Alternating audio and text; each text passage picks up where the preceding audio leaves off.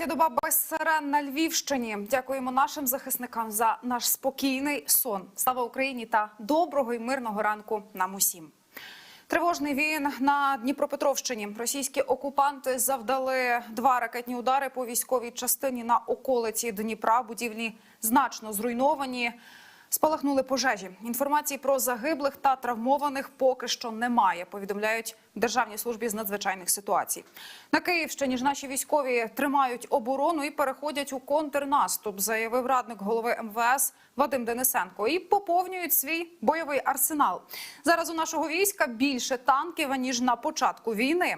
Про це пишуть аналітики Forbes. За їхніми підрахунками, з початку вторгнення росіян в Україну їхня армія втратила 530 танків, тоді як Збройні сили України втратили 74 одиниці.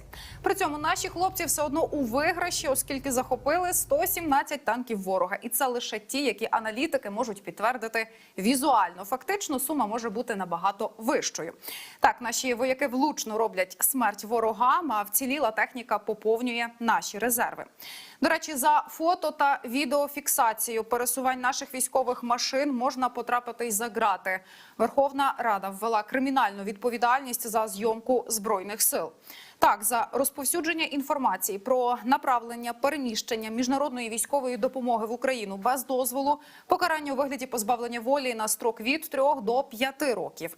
За поширення даних про переміщення, рух або розташування Збройних сил України чи інших військових формувань, якщо це не дані Генштабу, можуть ув'язнити на строк від 5 до 8 років. Розповсюджувати можна лише ту інформацію, яку розміщують у відкритому доступі Генеральний штаб Збройних сил чи Міноборони або офіційні джерела держав-партнерів. Крім того, нардепи проголосували і за кримінальну відповідальність за використання під час воєнного стану гуманітарної допомоги не за цільовим призначенням. А от і ранкові дані від Генштабу. Угруповання Об'єднаних сил веде стійку оборонну операцію на Донецькому, Слобожанському та частині Таврійського напрямків, аби не допустити прориву противника. Протягом попередньої доби наші воїни відбили 9 ворожих атак, знищили 12 танків, приблизно 20 одиниць броньованої й автомобільної техніки і 9 артилерійських систем. Противник втратив понад 200 військовослужбовців. Підрозділи протиповітряної оборони збили 2 літаки та 2 безпілотники ворога. Росія виводить окремі війська на свою територію у зв'язку з втратами більше ніж 50% особового складу. Ймовірно, противник намагатиметься вчергове відновити наступальні дії у напрямку на міста Бровари та Бориспіль з метою блокування столиці зі східного напрямку. Російські військові вже не просто складають зброю, а й переходять воювати на наш бік. Про це повідомили в Генеральному управлінні розвідки Міноборони. Цитую. Дедалі більше російських військовослужбовців не тільки відмовляються брати участь у війні проти України, а переходять зі зброєю в руках на бік України для участі у боротьбі проти злочинного режиму Путіна. Може, їм розвиднюється після ось таких новин ювілей у Чорнобаївці на Херсонщині. Так, це трапилося вже вдесяте. Українські сили знову розбили російські війська на Чорнобаївському аеродромі під Херсоном. Про це написав радник Офісу президента Олексій Арестович. Що найбезглуздіше, як зазначив він, загадка для всіх військових експертів. Чому протягом півгодини після 10-го удару російське командування продовжувало заводити чергову колону техніки на Чорнобаївський аеродром? Далі буде. Чорнобаївка вже стала героєм десятків мемів, такий для гарного настрою нам Що поруснів в Чорнобаївці? 9. Was the Russians in Chernobyl? 9? 10? 9 or 10? 10? 10? Yes. Yes? Yes. Ой, не чує баба. Oh, I can't hear anything. 9. 10? 9? No, 10. 10? Yes. Yes? Yes. 10? 10. Алло. Hello?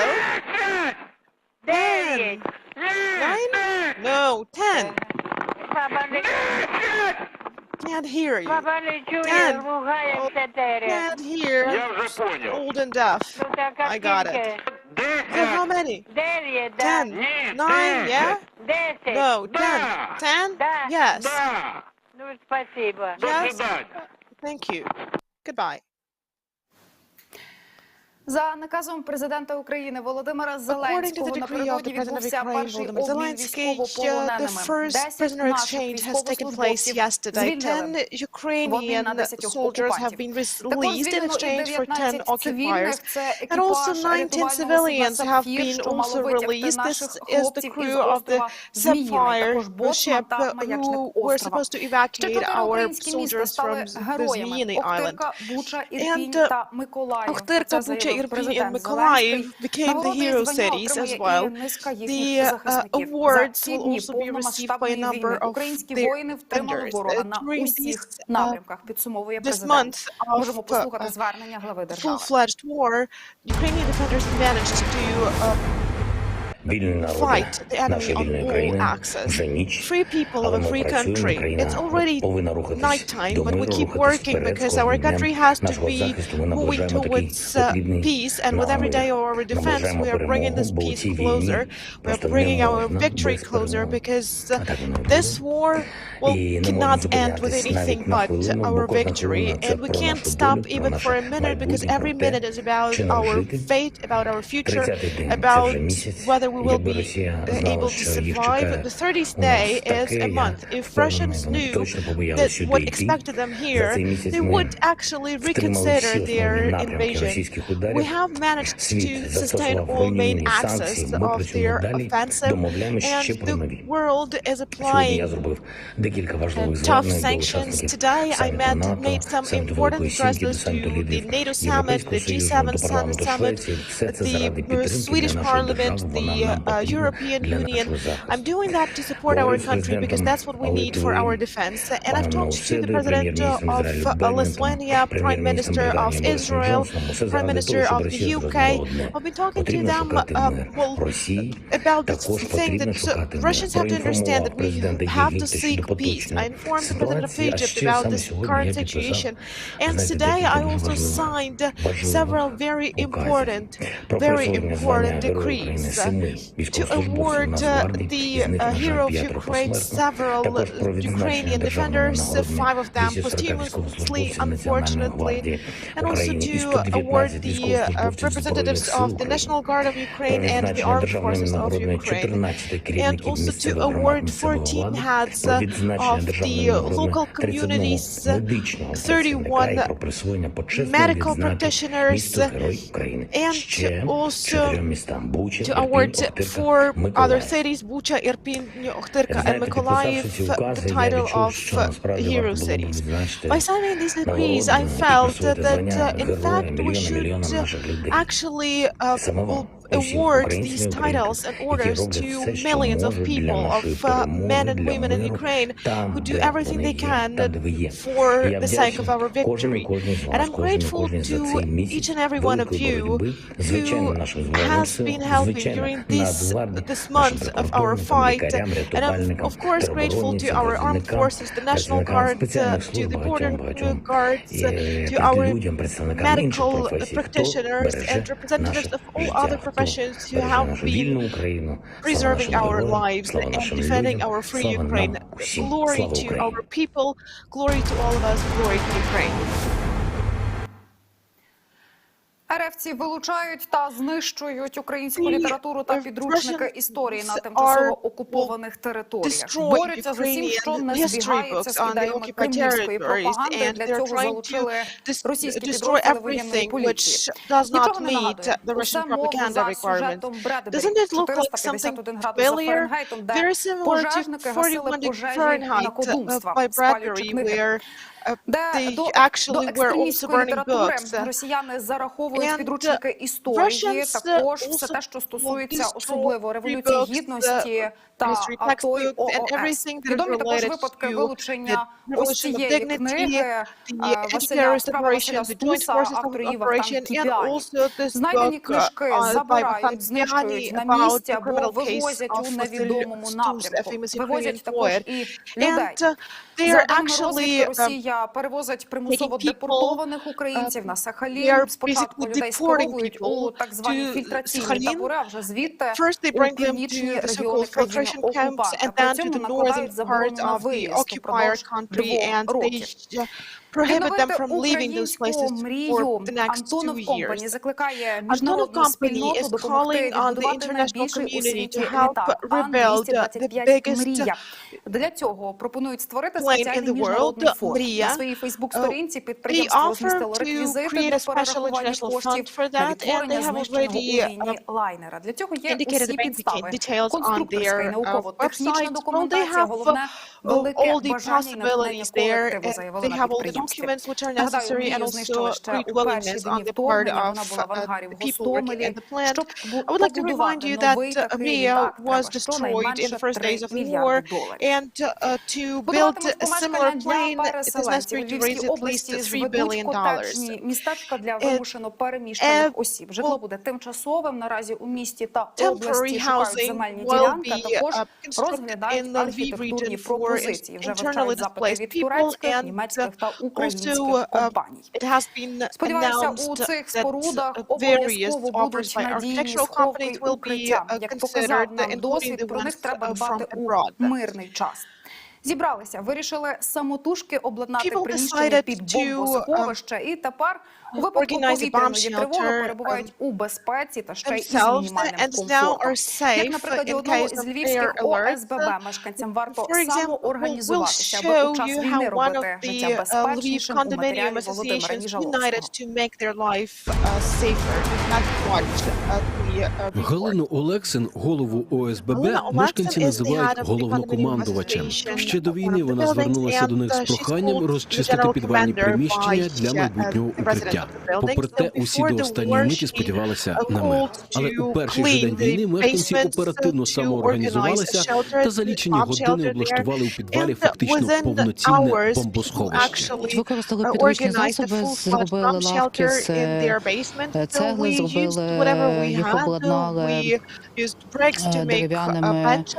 дерев'яною такою основою, значить, позносили мінімальні крісла, позносили коцики, коврики, хто що міг. Лави для сидіння, карімати, діючий рукомийник та засоби гігієни. Усім запаслися на випадок тривалих повітряних тривог. Можливо, наше приміщення не так прилаштоване добре, як спеціальні бомбосховища, але все ж таки, так, наші мешканці організувалися і обладнали підвал належним чином.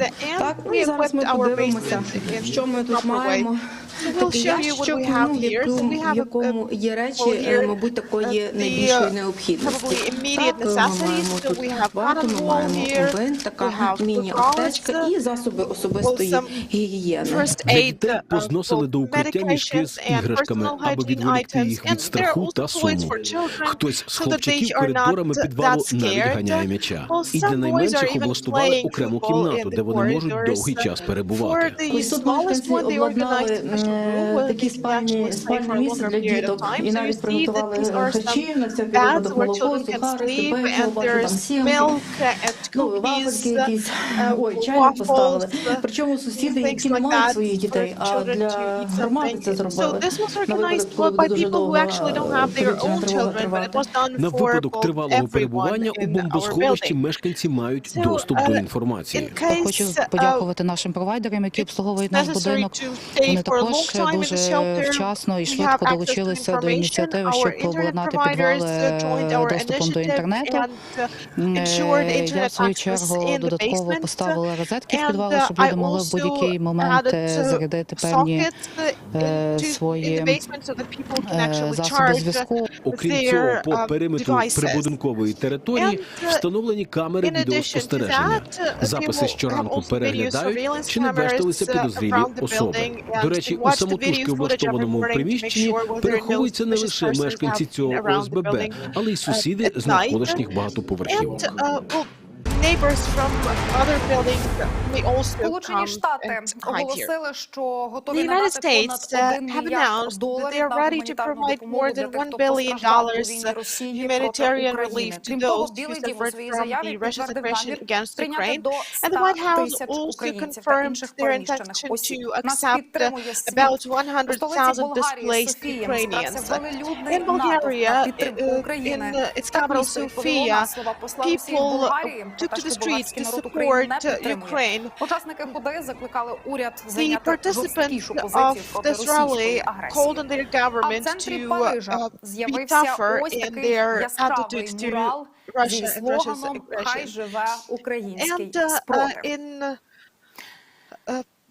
І other countries новина we have these сенсаційна. murals being Путін painted здох. Ну, to майже той самий Путін. У зоопарку support Міннесоти, це Ukraine. Сполучені And Штати in Америки, загинув Minnesota, 12-річний амурський тигр на прізвисько 12-year Путін. Тигр old помер раптово tiger під час проведення named медичної Putin процедури. died. Повідомляють, що у тварини стався серцевий напад. It had a Ні heart на що attack не during натякаю, a але medical тепер procedure, чекаємо, so I'm поки not помре hinting той, at хто треба. anything, but Що треба ще let's для гарного wait for настрою? the Гарні one новини і порція ранкового for the death of спокою the person та we are ранкового actually waiting сонця. for. І мов ковток свіжого повітря. And Відео нашої Катерини Пилипі let's watch the з video ранкового by Львова. Katerina Pilipi from the Доброго morning ранку, Lviv. українці, доброго ранку Good усім, хто у morning, Львові. Ukrainians. Good Третя ніч у нашому morning, місті everyone минула who's без in тривог, Lviv. і The сподіваюся, third це night дало змогу without air усім нам alerts in our виспатися, city. отримати And достатньо that енергії, means аби that probably продовжувати many of боротьбу us за had a нашу chance to перемогу sleep well у місті, яке and тримає тил. restore our Я журналістка energy. першого західного I'm Катерина a Пилипі, journalist покажу of вам, the як Перший це місто Західний, the first Western прокидається. TV channel, and I would like to show you how our city is waking up. Сьогодні ми на площі Коліївщини, Today we are in невеличкій, the затишній, Collision Square. і я би This is назвала a її small доволі and cozy домашньою. place. I Таке would, враження складається well, через, say власне, that ось такі we even стільці, can які feel встановили some, тут замість Holy лавочок. Spirit І here. So you see пояснення, there are чому some тут chairs замість instead of the лавочок стільці, benches. доволі цікаве. Well, the У міській раді explanation why кажуть, it що is це, so is quite аби interesting. The city легше було hall дотримуватися informs соціальної that дистанції, it's тому що to оновили ensure social площу distancing відносно недавно. because у the час square was карантину. restored quite А recently друге during пояснення the – це аби COVID-19 restrictions. увічнити пам'ять про людей, які мешкали тут раніше, адже це Explanation був is that житловий it has квартал, been done і to actually люди, які мешкали в будинках in навколо, memory of those виходили people у who своє used to live подвір'я, here because previously аби this поспілкуватися was з a сусідами, closed обмінятися internal yard плітками and people who і lived виносили з there, собою, they власне, ось just такі took their chairs стільці. from their Ще, до речі, homes, їхні brought them to імена the yard and sat увічнили talking to на their neighbors, ось такому and their фонтані. names have been indicated on Вони the записані fountain, трьома on the мовами fountain here. польською, They are українською written in та 3 languages, івритом. І тут є не Ukrainian, тільки імена, а Polish, й and професії людей. Hebrew. And it's also торговець indicated рибою, not only модистка, the names, but also журналіст, their occupations, like закрійщик. journalist, fishmonger, Ще and тут so on and цікавий so об'єкт forth. – це ось Another такий interesting ліхтар. object here is Він для this Львова lamp. дуже знайомий, тобто ліхтарі It's саме something такої very форми часто familiar зустрічаються в for місті. the residents of Lviv І саме because we тому, have каже many, Лілія Онищенко, це lamps like начальниця this. управління And, охорони Лілія історичної Онищенко, the спадщини head of міста, the, cultural що тому він heritage стоїть на department of такому the city says постаменті. that is why it stands on this Це такий пам'ятник, basis, власне, because типовому it львівському serves as a ліхтарю. monument to typical Lviv Погода в lamp. місті сонячна, вранці The було weather is very sunny in хмарно, the city. It was але зараз cloudy in the небо morning, вже but now чисте, блакитне. the sky is На дворі blue. дуже тепло.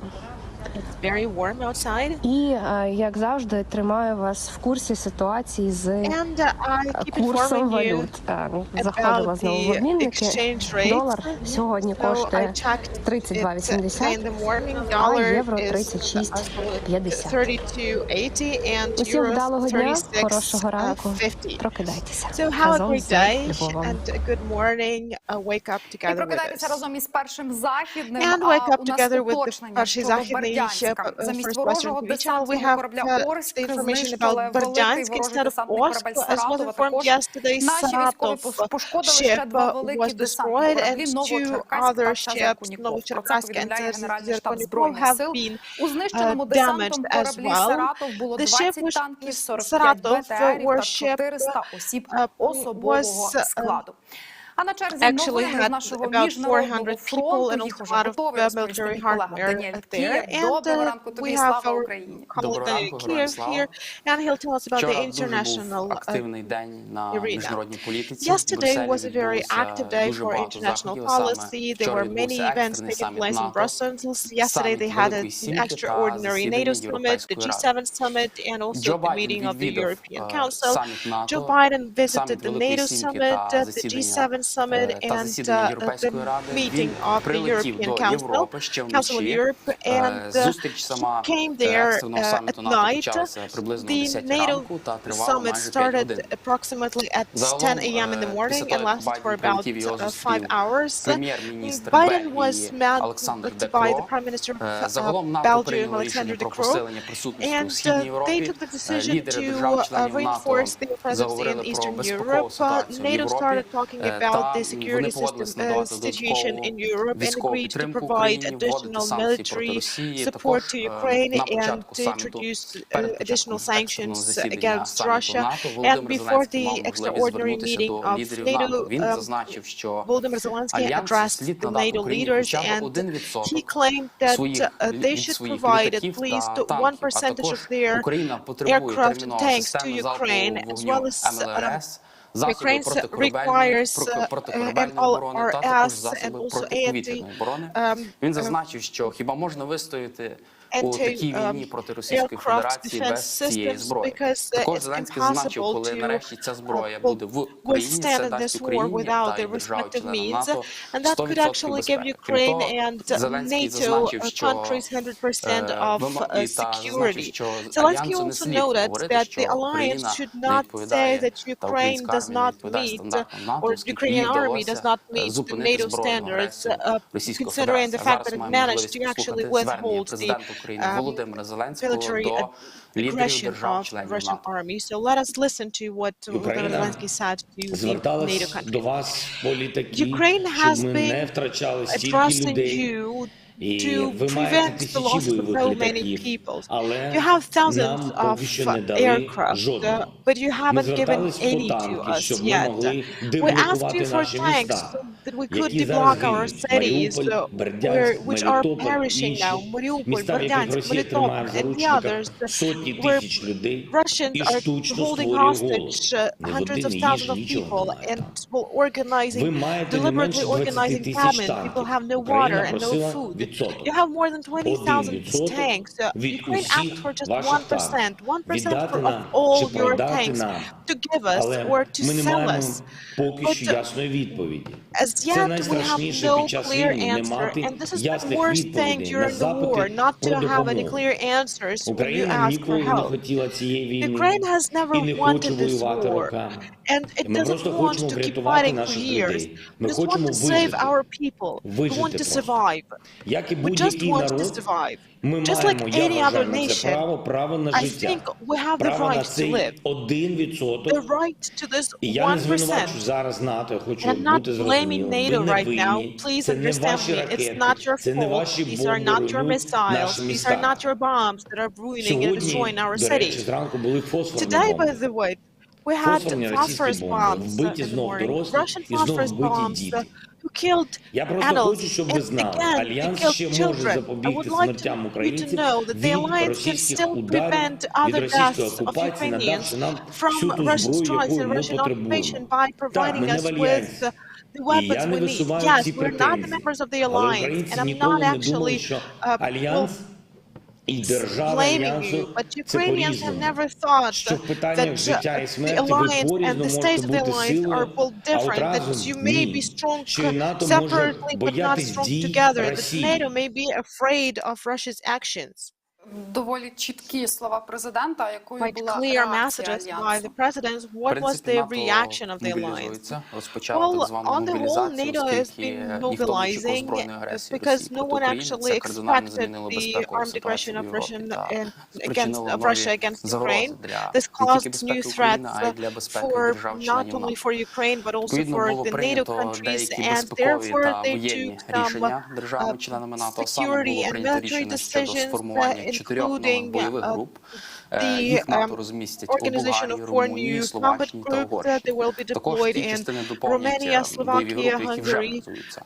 В Польщі, як ми пригадаємо, And до того they also have Штати направляли в Польщу додаткові військовий контингент forces in у Латвії, Poland, Литві та in Естонії. Також Latvia, таким чином у Східній Lithuania Європі and Estonia. НАТО They будуть also мати have 8 бойових груп, forces, so that які means будуть they will have 8 розміщуватись combat від groups Балтійського in до the Чорного Eastern моря. Europe, Також Єнс from Baltic Столтенберг to заявив, the що Black Seas, наразі and спільні сили Stoltenberg НАТО also налічують 40 informed that тисяч the військових. NATO forces Також Альянс продовжить постійні will поставки have about зброї Україні 40,000 та передасть додаткові soldiers. протитанкові They та will протиракетні keep комплекси та providing дрони.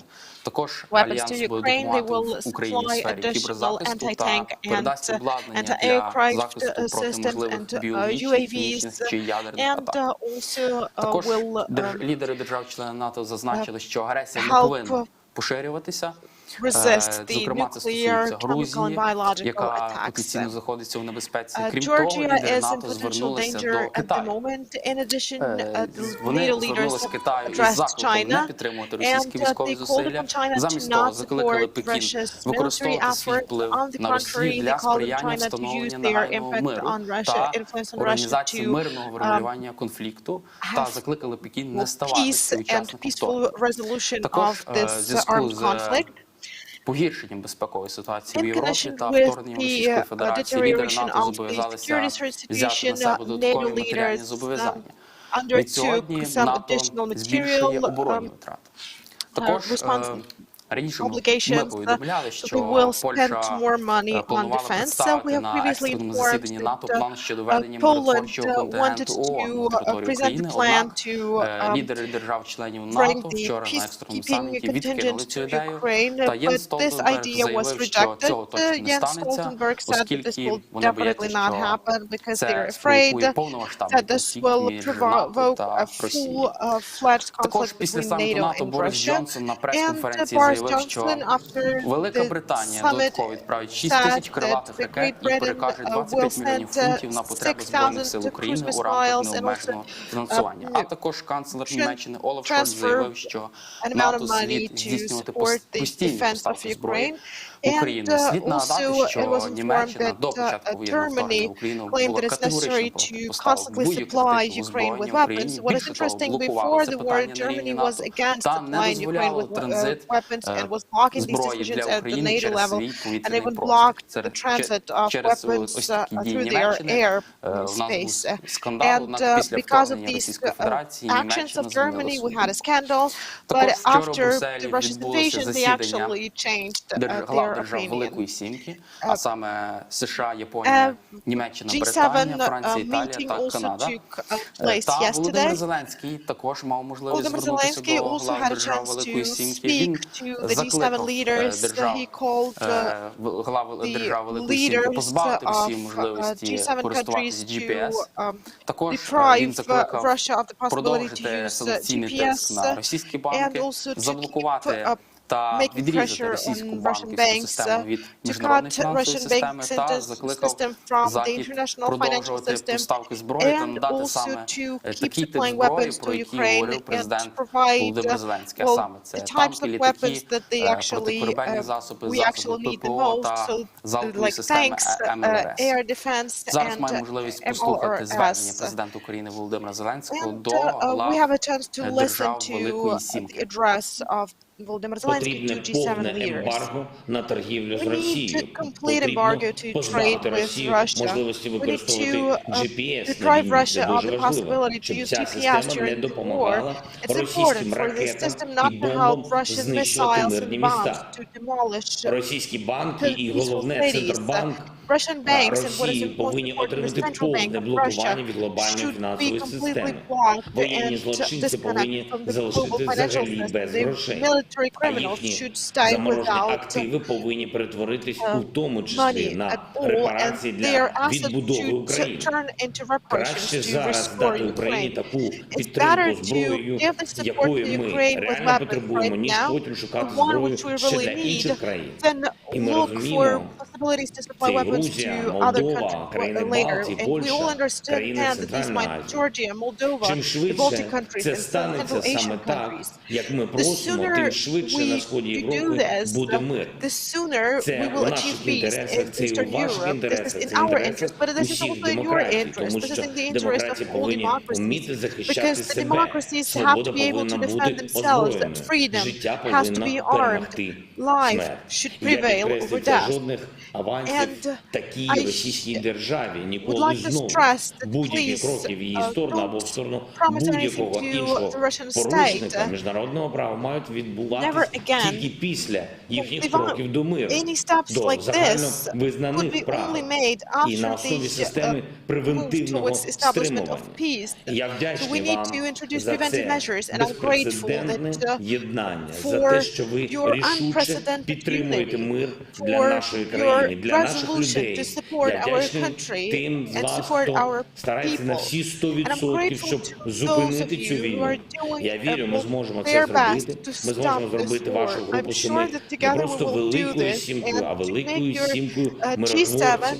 not the Що для great цього seven, потрібно? but the Україна дуже group of конкретно у seven відповіді на це peacemaker питання. countries. Перше, This is щотижнево an посилювати important thing санкції for проти Ukraine. російської агресії, It's necessary поки to вона toughen не sanctions зупиниться against the і не Russian поверне Federation нам every мир. week until Друге, they stop взяти участь у створенні and нової bring системи peace our гарантій country. безпеки для Then it's України, necessary для to нашого organize a new регіону. system of Реальних гарантій, security дієвих, guarantees for таких, Ukraine, які real можуть guarantees, effective зупинити guarantees, будь-якого the ones that агресора would be за able to 24 stop години. any Ми aggressor запропонували within створити 24 таке hours. об'єднання We have already Ю-24. Це те, що offered дійсно потрібне create this світу. U-24 Не тільки для того, щоб превентивно зупиняти It's війну або necessary to бойові the whole дії, world які вже почались, to але й для It того, will help щоб also надавати to stop допомогу the державам, hostilities that have already які started. потерпають від And стихійного it will лиха, also яким provide потрібна assistance підтримка to під the час countries that пандемії, suffer from які natural зіштовхуються disasters, з to countries that міграційними might або need support продовольчими кризами. during the pandemic, that have some food Потребує crisis or нових migration дієвих crisis. альянсів, The world нових requires new and ефективних effective гарантій. alliances, Це здатне new and підтримати демократії, що efficient розвиваються. guarantees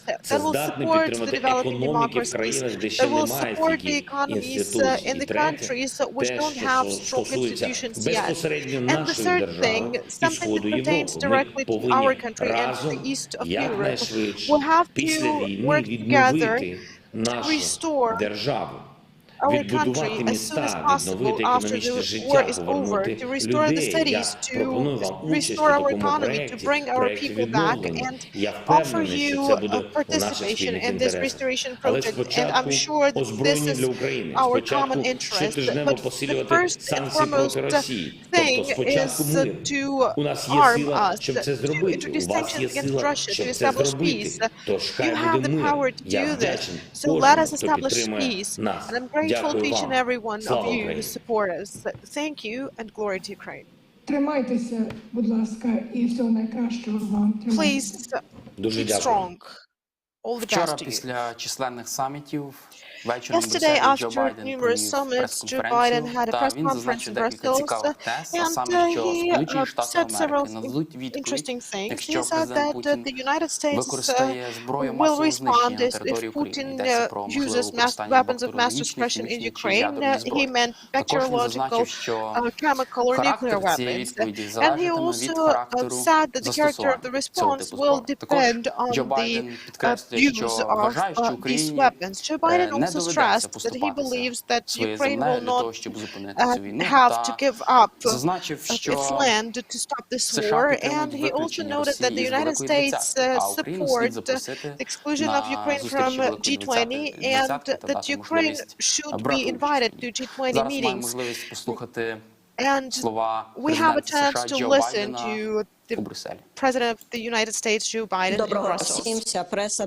напевно, дуже втомлена. Well, I think that all І journalists should be very я tired by хочу now. подякувати за те, що ви I would знайшли like to час. thank for finding, Сьогодні thank you for відзначає finding the рівно один time. місяць, з того дня, коли Росія почала своє жорстоке вторгнення в Україну. У нас наступного дня був саміт НАТО, і в той час я під час того саміту думав про те, і ми говорили про те, щоб у нас була повна єдність з трьох питань між НАТО і європейськими союзниками. Перше – це підтримка України за допомогою військової та гуманітарної допомоги. Друге – це накласти найбільш значні економічні санкції, які коли-небудь були накладені для того, щоб наказати Путіна і нанести шкоду на його економіку. Третє – це занепокоєння наших союзників, які хвилювалися з приводу того, що відбудеться. Ми врахували всі ці елементи сьогодні. Ми будемо підтримувати ці зусилля і продовжувати їх.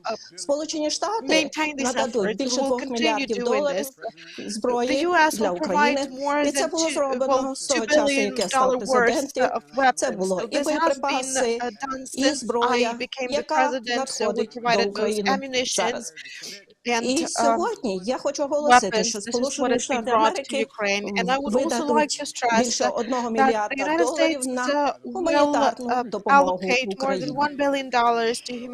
Багато біженців України залишаються у Європі, хочуть там залишатися близько для своєї домівки, але ми готові прийняти більше 100 тисяч у США з тим, щоб об'єднати сім'ї.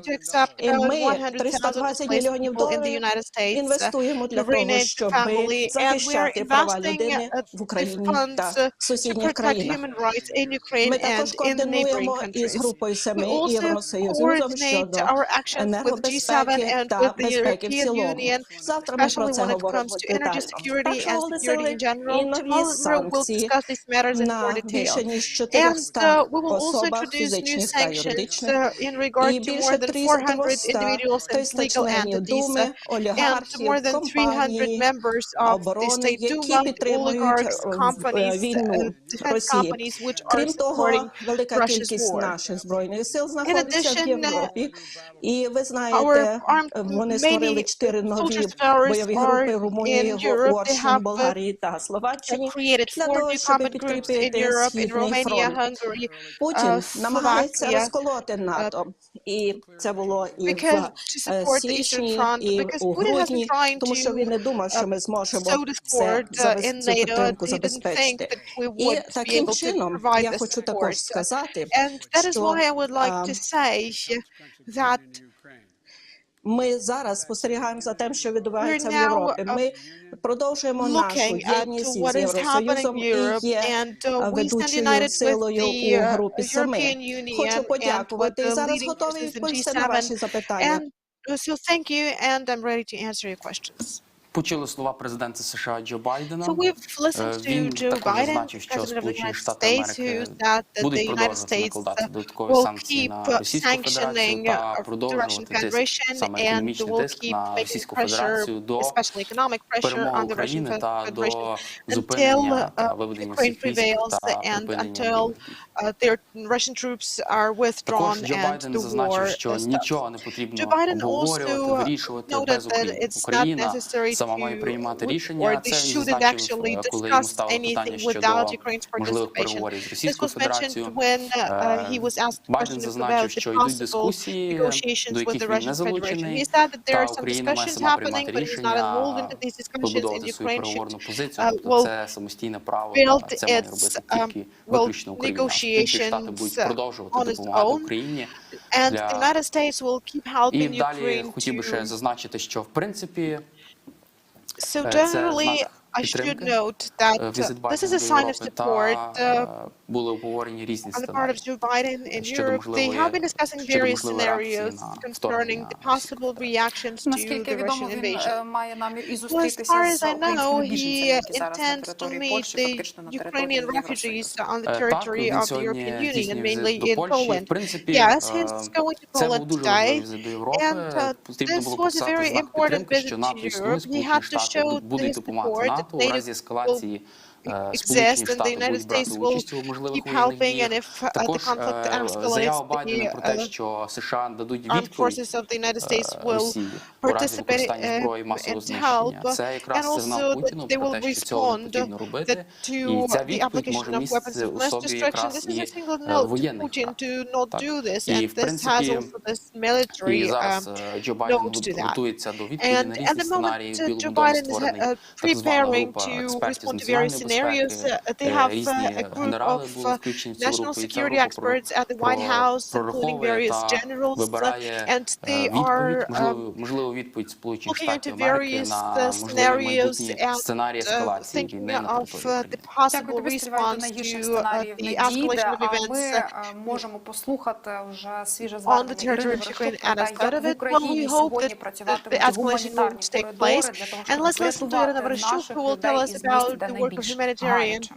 Corridors today because it's very important to rescue our people from the places where it's березня the worst. 2022 року, Today 9 is година the ранку, 25th і ми March 2022, розпочинаємо it's новий 9 день і a.m. нові and плани we щодо started a new гуманітарних day коридорів. and На we have сьогодні new plans погоджено два concerning the гуманітарних humanitarian коридори. corridors. З міста Two Маріуполь до humanitarian міста Запоріжжя corridors для have тих, been хто agreed upon виїжджатиме на today власному from транспорті. Mariupol to А Zaporizhia for також those who will be відбуватиметься leaving using централізована their own евакуація vehicles, на and we will автобусах, also have the яка centralized запланована evacuation з by міста buses, Бердянська. which is planned Зараз там to be знаходиться taken place from 48 Berdyansk. автобусів. There are Вони 48 стоять на buses в'їзді до міста there at the Бердянськ. moment. Ми зробимо They усе are від нас залежне, at щоб автобуси next to the заповнені entrance to нашими Berdyansk city, маріупольцями and we will do сьогодні everything we прибули can до for the Запоріжжя. buses with the На residents of в'їзді Mariupol до to міста reach Бердянськ Zaporizhia також today.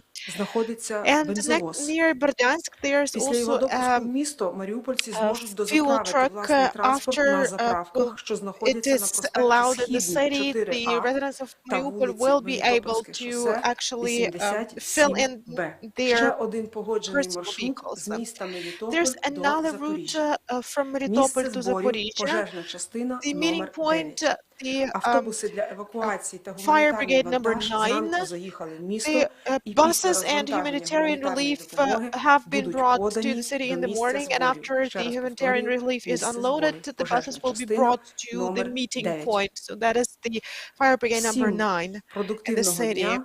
So I wish Працюємо everyone на a productive перемогу. day. Все буде We keep Україна. До working for вечора. our victory. Everything will be Ukraine, and see you in the evening. Оновлена інформація із Updated Харківщини. У ніч information на from Kharkiv 25 region. Березня росіяни During the обстріляли night, the термінал Russians аеропорту у Харкові, shelled і the зранку під вогнем airport опинився in один із Kharkiv, and супермаркетів. in the У morning they Харківській обласній also військовій адміністрації shelled one of the повідомляють про supermarkets. 6 The загиблих Kharkiv і Regional понад Military Administration 17 informs about 6 поранених. people who died and more Найбільш than 17 страшні people who have цифри been у цій injured. війні, The повномасштабній worst війні figures, the most horrendous Росії проти figures України, 135 we have in діток regard to this українських war. загинуло, 135 Ukrainian children 184 have died, малюки and одержали поранення. 184 children have been injured. Від таких справжніх жахливих цифр війни до жахливих фейків, які Російська Федерація вже розгортає на інформаційному фронті проти України. А ми з ними боремося, як завжди у цій студії із Едуардом Лозовим. Доброго ранку і слава Україні! To fight Ukrainians, and we have Eduard Lozovый who will tell us more about that. Good morning. В ефірі Першого Західного традиційна рубрика This is our «Фейки, traditional нісенітниці і найцікавіше із мереж». Fake І news для вас працює я, Едуард Лозовий. Розпочинаємо. program, and І, власне, Eduard відштовхуючись, Lozovый. Ніно, від твоїх попередніх слів, переходимо до жахливих фейків. Let's talk Ну, about от, можна the сказати, horrendous жахливих fakes. фейків от сьогодні не буде. I Я should якраз, say that ну, we як won't have правило, anything починаю horrendous свою today. сторінку Well, usually з start якоїсь загрози. Реальної, з якоїсь talking такої about тривожної some real інформації. threat, about some І вчора я так само збирався information that actually щось подібне may знайти, make you anxious or і something like that. And I через was це trying to find something мусив like that yesterday, подивитися and I в had мережі to фрагменти російських actually пропагандистських watch шоу, some fragments of the тому що, Russian як правило, propaganda TV розгін shows якогось великого yesterday, масштабного because фейку usually починається when там. Всі large-scale задаються питанням, fake що у information is Путіна в голові, launched, що у they Путіна в actually голові, start there. що у So Путіна в when голові, everyone то asks what's російського in Putin's пропагандона, head, особливо в топового well, на that's головних каналах something that їхніх is пропагандистських, на язиці. on the вже tongue of інтерпретоване the в різних Russian редакціях, але не менше. Спочатку propaganda це вилазить там. transmitters.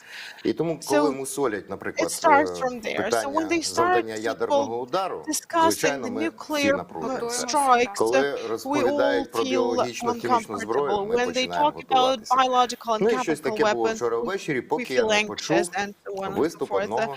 And Є там таке амплуа yesterday у I багатьох listened експертів, яких вони запрошують в студію, one такі of the правдоруби, experts які who різко, are суворо pretending that they критикують, are very начебто tough and they are критикують criticizing as if дії влади чи дії allegedly тих же самих criticizing пропагандистських their медіа, мовляв, ви неправильно це leaders все and робите, the ви propaganda світлюєте. medias. Але не You're йдеться про те, saying що you're вони not doing that викривають, in the right наприклад, і way and so кажуть, on це не and so forth. спецоперація, це But it's війна, not або like they are all про saying цифри it's not a special справжніх втрат operation, it's росіян. war, or Ні, they mentioned the мова не real про те йде. figures of how many Russians have died. Новий No, мейнстрім this is not what they з'явився actually do. в російських They have a пропагандистських new медіа. tendency Це in Russian мейнстрім, propaganda що media. не можна війну програти, This бо is, інакше Росії гаплик.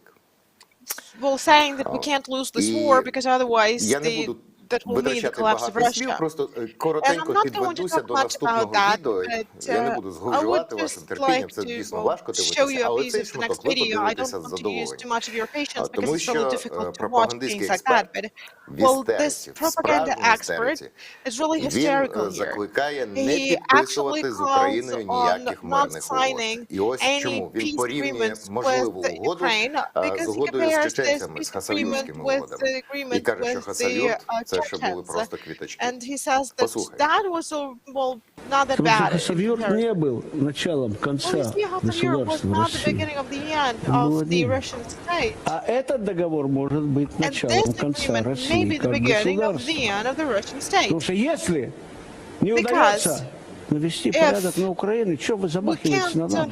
make order in Чего вы Ukraine. замахиваетесь Why на are you Соединенные trying Штаты? to do that Вы с somewhere else, Зеленским in не the могли United справиться, States, так for чего вы? example? You couldn't cope with То Zelensky. есть тут у вас на повестке дня стоит один вопрос. Here on the agenda is only one question. Или вы победите в этой Either операции, you или win in this начинаете обратный operation, отсчет. or you start the Так, countdown. зворотній відлік. Yes, the 5, 4, countdown. 3, 5, 1. 4, 3, 2, 1, Амінь.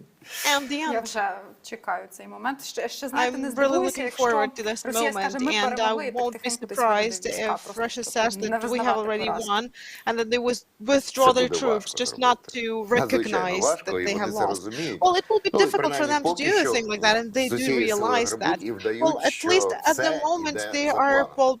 pretending as if everything всі ми goes to the посміялися plan. над цим, що в них Well, все йде despite за the fact that планом. everyone is Бліцкриг actually не вдався, йде за making планом. fun of that. Київ Well, за 2 дні they взяти не failed вдалося. Blitzkrieg, that's according to the Парадки, plan. Kyiv, they парадні couldn't форми, які capture вони Kyiv, там that's ховали according to the зіркині plan. в гаражі.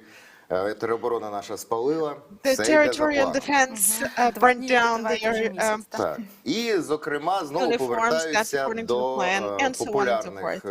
Well, and now let's go back мережі to воєнних дій the в Україні. maps of Росіяни the hostilities in Ukraine, продовжують which are very публікувати popular вигадану in мапу on the досягнень internet. російських The окупантів. Russians Прошу are показати. keep publishing Ось their маємо imaginary дві карти. Ось ця, що внизу, така дуже кольорова achievements in Ukraine. розцяцькована, So це, this власне, map below, продукція, this is the map живопис, produced. живопис.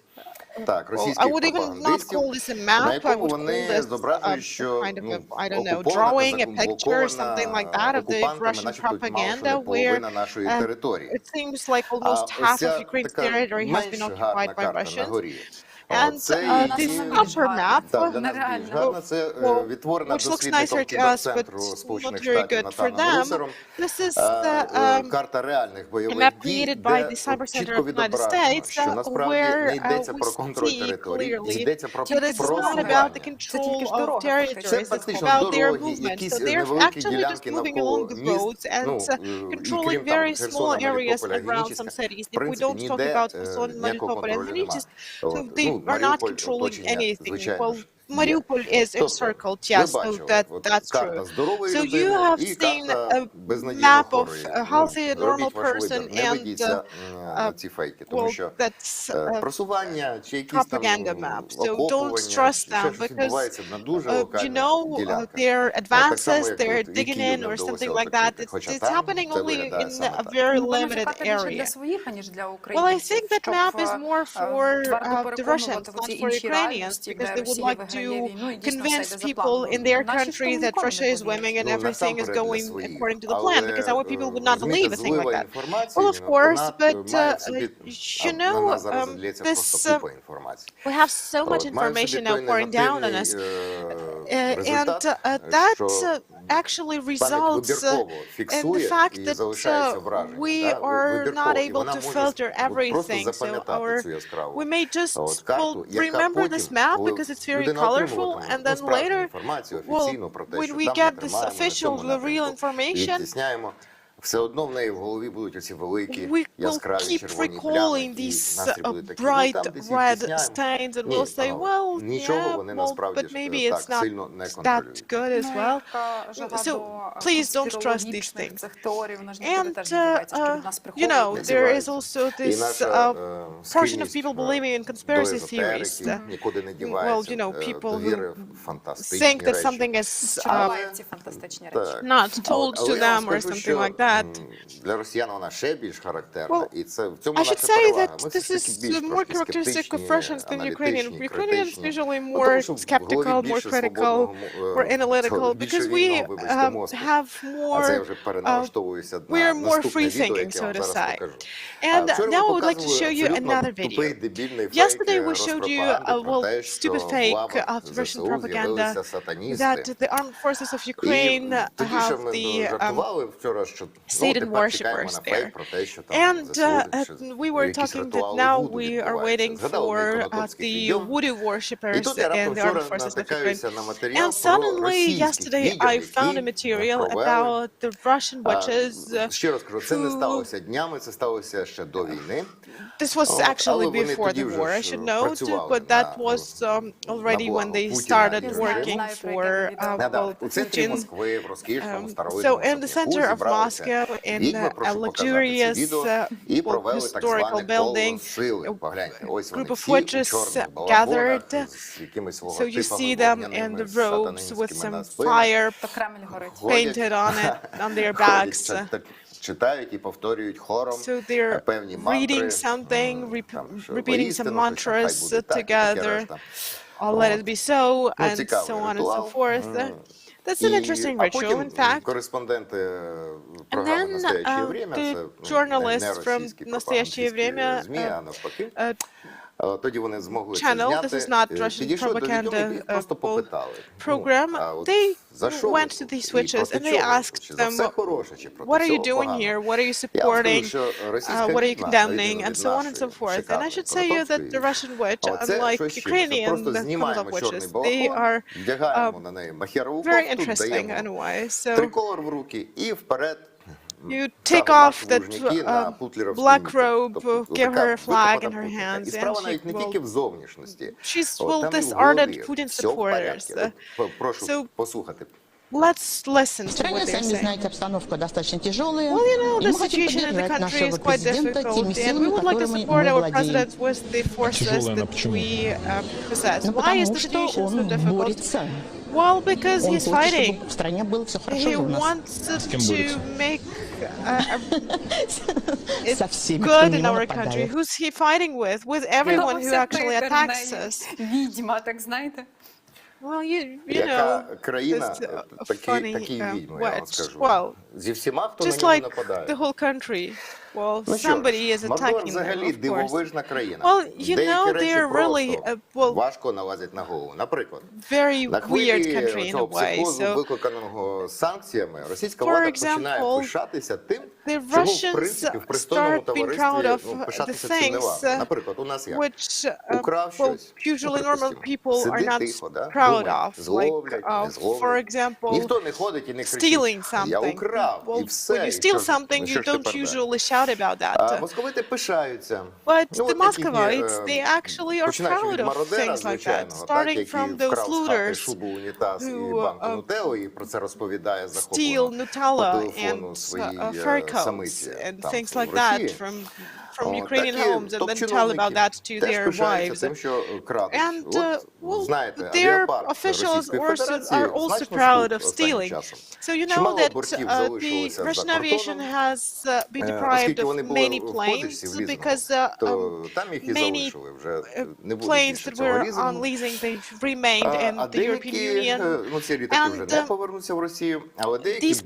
Боїнги, are not going back to Embraer, Russia, Airbus, but some вони Boeings and були на російській Airbuses, території Embraers, і they were on the залишилися Russian там. territory, so they Якийсь stay there. час московити ще And зможуть навіть for їх some time, ремонтувати the там на старих Russians will запасах. be able to О, щось repair будуть them using там the клеїти, old примотувати, stocks фарбувати. of І про це spare говорили на parts. нараді And керівників this is what they have been авіаційної discussing at галузі the meeting Росії. of the І leaders там of прямо визнали aviation факт крадіжки industry цих in Russia, літаків. and От that's where they лише actually послухайте. officially recognized the fact that they have stolen these airplanes.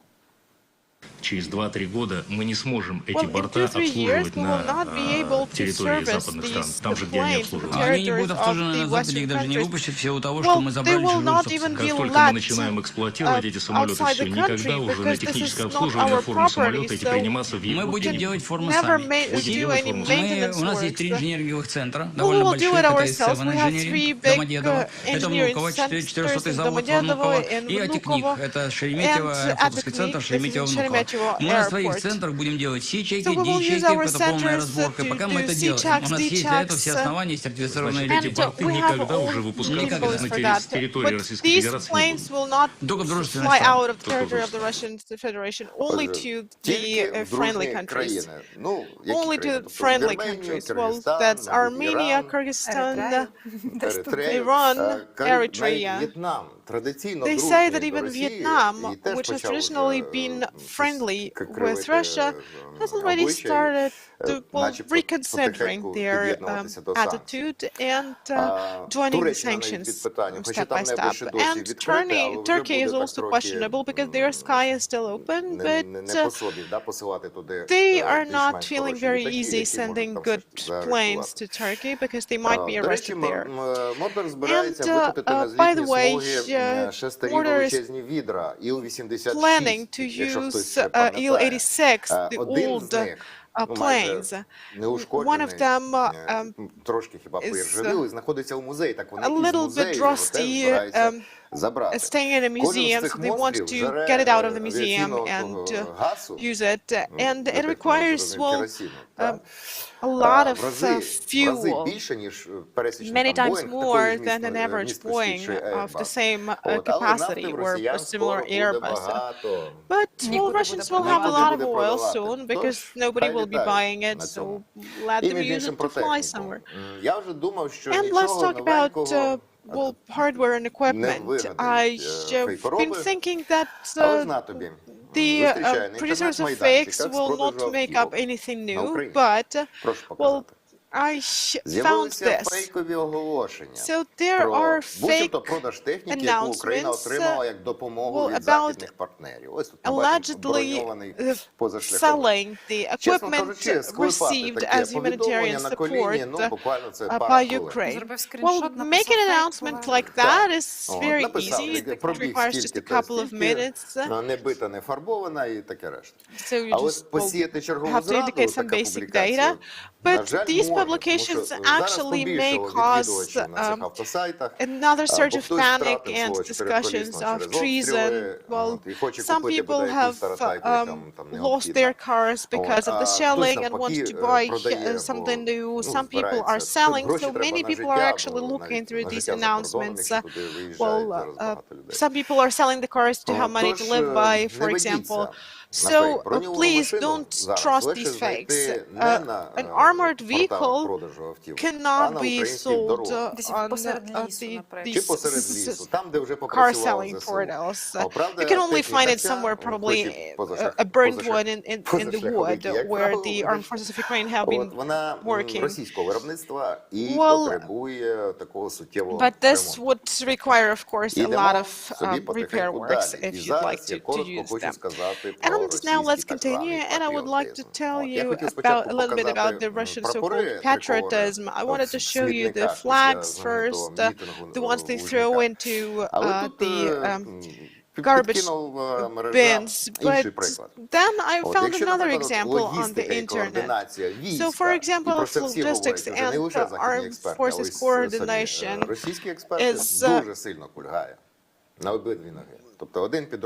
has many problems, and that is recognized by international and even by Russian experts. Inside the country, the system of control and organization of this mass hysteria is working perfectly. На цей організований патріотизм. Дивіться, типове розпорядження, прошу показати. Typical по багатоквартирному, я думаю, що висотному будинку. Це досить свіженьке за 15 березня. Мешканців переконливо просять не вимикати світло в квартирах з певними номерами, а в інших вимкнути. In the apartments with certain numbers and to turn down the lights in some other apartments, and this is for the purpose of making a Z ladder on the building. Скоро, до речі, ця недороблена есесівська блискавка стане для пересічного московита, я гадаю, такою ж звичною, як для Совка був серп і молот. Його навіть не зауважували, він був всюди. Оце було настільки звично, що не знаю, як квіточка. Мені цікаво, що the emblem of the Soviet Union, for example. Після того, як ми переможемо, люди And з after прізвищами our victory, I'm interested whether people having the last names Moskal, the Moskva effort, and so on, will they change their last names? Well,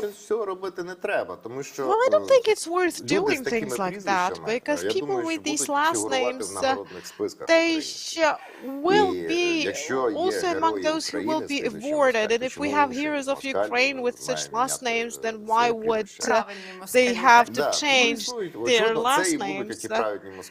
Well, these will be the right Moskals. I'm not even talking about the most famous person in Ukraine with the same last name. I haven't heard from him for a long time, by the way, but I think we'll hear from him quite soon. Well, he had the governor of the Transcarpathian region, and before that in Luhansk region, and so on. And I would like also to add more about Z-ladder. So we are now also starting to build some conspiracy theories and analyzing who made it up and what's the symbolism and so on and so forth. But my first reaction when I saw it was, well, hey, they have spoiled bad, they have spoiled the marketing step, because Z is a great thing to promote any pop culture things. Because before that, before Putin started using this, their occupiers invader hardware, well, this was a symbol of the romantic hero Zorro. My generation definitely remembers this, the 1999 or 1998 movie with Antonio Banderas. So this was associated with the fight for truth and so on. Well, I'm associating it with ZZ Top.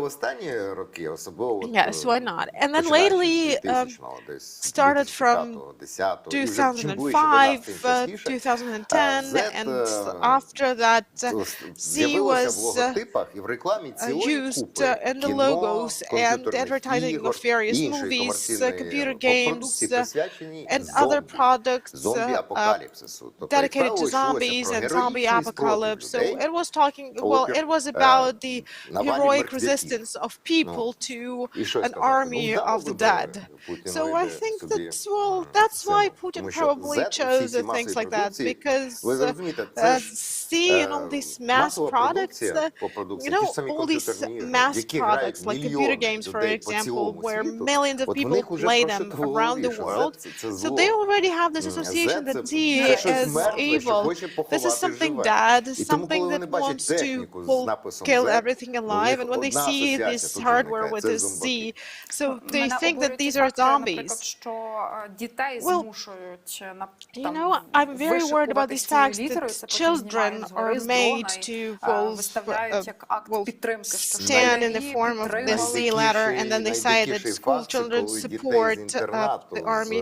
Well, the worst thing was about that nursing home where children were told to lie down in a Z letter, and they were lying on the street because these were ill children who could not actually stand. So this is something incomprehensible. We have the Ukrainian band called Без обмежень, and they used Z, and now they refused from using that. So I just wanted to mention that to finish with this Z block. One of my colleagues said that we won't give it to Putin anyway. Well, some time will pass, and I think that we will be able to rehabilitate that letter. It's not, something specific. It's not a symbol. It's just an alphabet letter. Реально дивуюся. От приклад чергової приреченої маніпуляції. На тих невеличких територіях, які вони вдалося захопити, where it was possible to capture some places, they actually followed the same scheme they used 8 years ago. And they start using their money. For example, in Melitopol, in Henichevsk, they're trying to start using their money in retail, and they also make the lists of retired people to give them pensions in rubles, and they're trying to put an end to the use of cash hryvnias. But they are not taking account the following. During these 8 years, Ukraine has done a lot in terms of digitalization, and this has embraced all Ukrainians, including the retired people. Well, even though it was difficult for our grannies and grandpas to figure out how to use this, but this is a part of our everyday life right now. So all social payments, all retirement payments, everything is done without cash. So you don't need hryvnias in cash, and what is more, you don't need these rubles, which are devaluating so rapidly.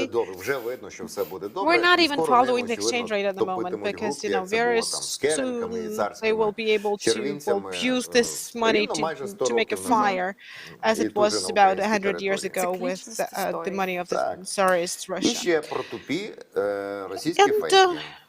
More about the stupid Russian fakes. So Russian propaganda transmitters started saying that they have found in Kherson region the medals which have been pre-prepared, accompanied with the certificates with explanation what this medal is symbolizing.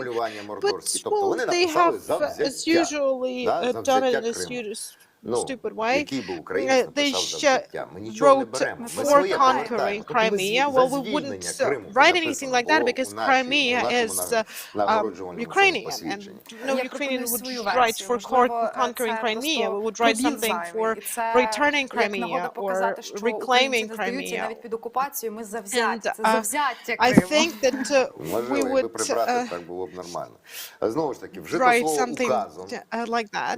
And then there is this word наказ in Ukrainian, like decree, which in Ukrainian is указ, and then it's written Crimea, while the official name is the Autonomous Republic of Crimea, and then they wrote VA Zelensky, while in Ukrainian they should have indicated VO Zelensky. Ну, я думаю, що вже нікого не дивуєте ці відео в мережі про те, як росіяни в магазинах, своїх маркетах б'ються за туалетний папір, за цукор, ще за різні такі прості блага цивілізації. Sugar, or some other immediate necessities in their supermarkets. But recently, I was actually surprised. Today in the morning, I was going to work, and well, when I came to work, I saw a package of white paper next to the copier. This is the paper which we use a lot. And then I recalled that there was this problem. Well, we were thinking about where the sanctions will actually be felt the most, and I did not expect that this actually will pertain to paper. Russia is saying without paper. And you might have seen that in Russian hospitals, they asked people to bring paper if they need a certificate to be printed somewhere. And that is true, that the Western companies are stopping the production of paper. In Russia, there was a company which produced the whitening materials there in next to St. Petersburg. Now they are not doing that, and the results are fabulous in a way. So, you know, I think that they will still be able to produce toilet paper, but only the brown one, not the luxury type. And if they I think if they can't produce the toilet paper, they could use their yellow press in that regard. But let's go back to the topic of sugar. Well, one of their internet resources held a survey about sugar, whether Russians bought any sugar and why they bought so much. And the answers are just Well, sugar is always needed. Let it be more expensive. Well, that means we will eat less sugar. Well, that's better for our health. Have you bought sugar? I bought 3 kilos. That's enough for a week. For a week, what are you doing with sugar? What do you do with sugar? Nothing. I just talk it. Well, why do you need sugar? Well, how would I drink tea otherwise? And the nomination Idiot of the Week, that's my nomination, I made it up. Our first nominee is the former Minister of Culture of the Russian Federation, Vladimir Nikitsky. So, let's look at this funny picture first. So he called upon starting the day in Russian schools with a prayer, and they started actually discussing what kind of prayer, and some people have been suggesting singing the God's Save the Tsar.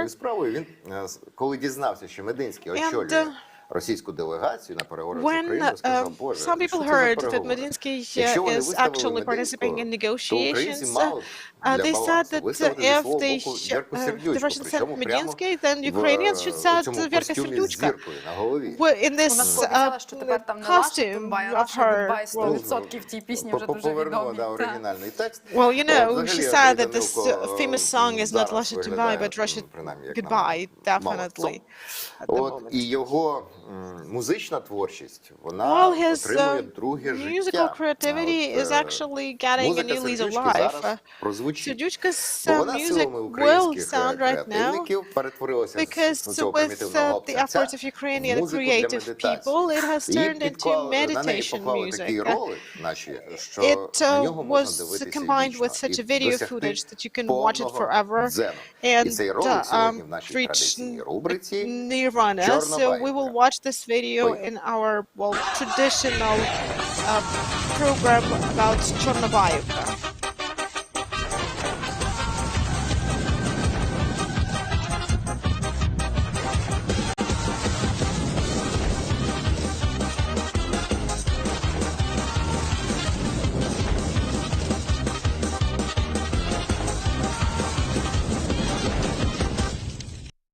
От він який вічний двигун. Так, присвячується 10-й ювілейній спробі орків закріпитися в легендарній Чорнобаївці.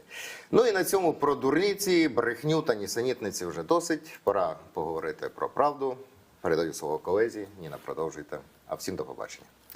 Дякую вам. У нас попереду ще вихідні, за які таких фейків, я думаю, буде десяток, щонайменше. Побачимося вже в понеділок.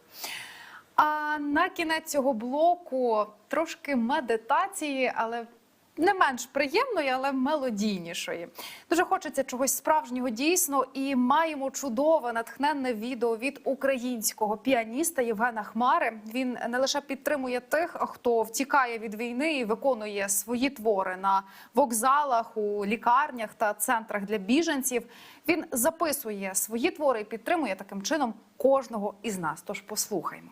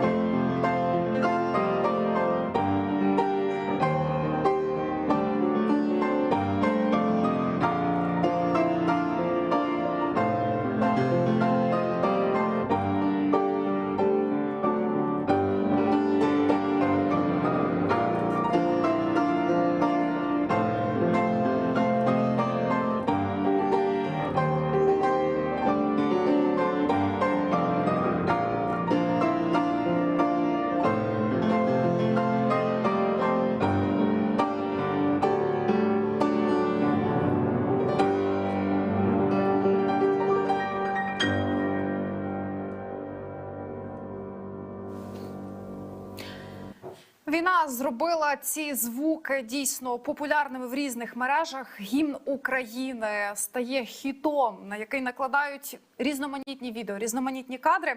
А далі з нашим психологом говоримо про тих, хто почув не менш відомі звуки, про марш Мендельсона, як зберегти стосунки чоловікові та дружині під час війни, як взагалі зберегти сімейне тепло. Говоримо сьогодні. Доброго ранку, слава Україні! Героям слава, привіт! Спиться, напевно, добре вже третю добу без тривог. Просто так, хіба зараз з'являється нова тривога, що так довго немає тривог, то ніби що це. І стає тривожно від того, що немає тривог. Знаєш, коли тривоги є дуже часто, дуже тривожно. Але коли вони регулярно просто раз в день є, значить, ага, все, ніби армія працює, все працює, ну ніби повітряна оборона працює, знаєш. А тут якби нічого немає, і ти не знаєш, чи то нічого не працює, чи справді нічого. Ну, ясно, що нічого немає насправді. Тобто десь здорова вачатка підказує, що все добре, але спиться добре, так. Але я знаю, що теж твоя дружина за кордоном зараз. Ти розповідав із дітьми. Як зберігаєте зв'язок? Скайп, відео? Це ще відео, та ніби відео. І вчора у нас був перший такий інцидент. Так дуже, знаєш, сьогодні наша тема в тему. Це ще, бо в нас вчора в Марії, моя дружина Марія називається, поламався телефон, і вона не вийшла на зв'язок. І я сидів до першої ночі, знаєш, і думав, знаєш, я вже перетинав кордон всіма ймовірними способами, їдучи на похорон, не знаю до кого з них. Що ж так зразу негативно? Ну, бо наш тривожний мозок, ну, я не знаю, та ніби наш тривожний мозок, якщо стається щось, бо зараз є і так багато напруги. І коли стається якась дуже несподівана подія, то наш тривожний мозок, він малює найстрашніші сценарії. Ми про них говоримо голос. Я маю багато тривожних клієнтів, я читаю багато сценаріїв про тривогу, то мої клієнти і моя аудиторія дуже звикли, що я в думках часто ховаю своїх дітей, свою дружину. Це один зі способів боротися з тривогою, яка постійно атакує нас. Бо є багато тривожних людей, які дуже хвилюються про це думати і про це говорити, бо вони думають, Боже, якщо ти про це говориш і про це думаєш, то це накличеш на себе біду. Але цього не трапляється. Моя дружина і діти чудово живі, з ними все окей, просто поламався телефон. Але мій тривожний мозок розігнав зразу думки, знаєш, до найстрашніших сценаріїв, як це з нами часто і трапляється. То ніби вчора було складно, і це також свідчить про те, що в принципі складно, бо в принципі ми звикаємо дуже, знаєш, я не знаю, тут цікаво би було, як зараз почувається в цьому інші чоловіки. It would be interesting to see how men actually feel. Well, we lack this physical presence when you can take a person by the hand. So your body starts feeling lonely, and this is what cannot be compensated by Skype or any other types of video connection. And that's why I think that all families which are apart now, these may be very different families, because on the one hand we have families who separated because a part of the family went abroad, and then there are families who separated because someone went to fight at the front lines. Well, there are also families who got divorced actually, because the war is actually intensifying the discord. Well, that's already the result, so that's a different thing. When we talk about the divorce, this is something different, but the war will definitely cause some divorces. For some people, it will also be the reason for some betrayal and so on. But I would like to say that every family had certain characteristics before the war. So like in 2014-2015, we had this, when this the most difficult phase of the war ended, many families had difficulties. And the first question I asked them whether they had any difficulties before the war, because the war very often does not create these difficulties, it actually reveals them.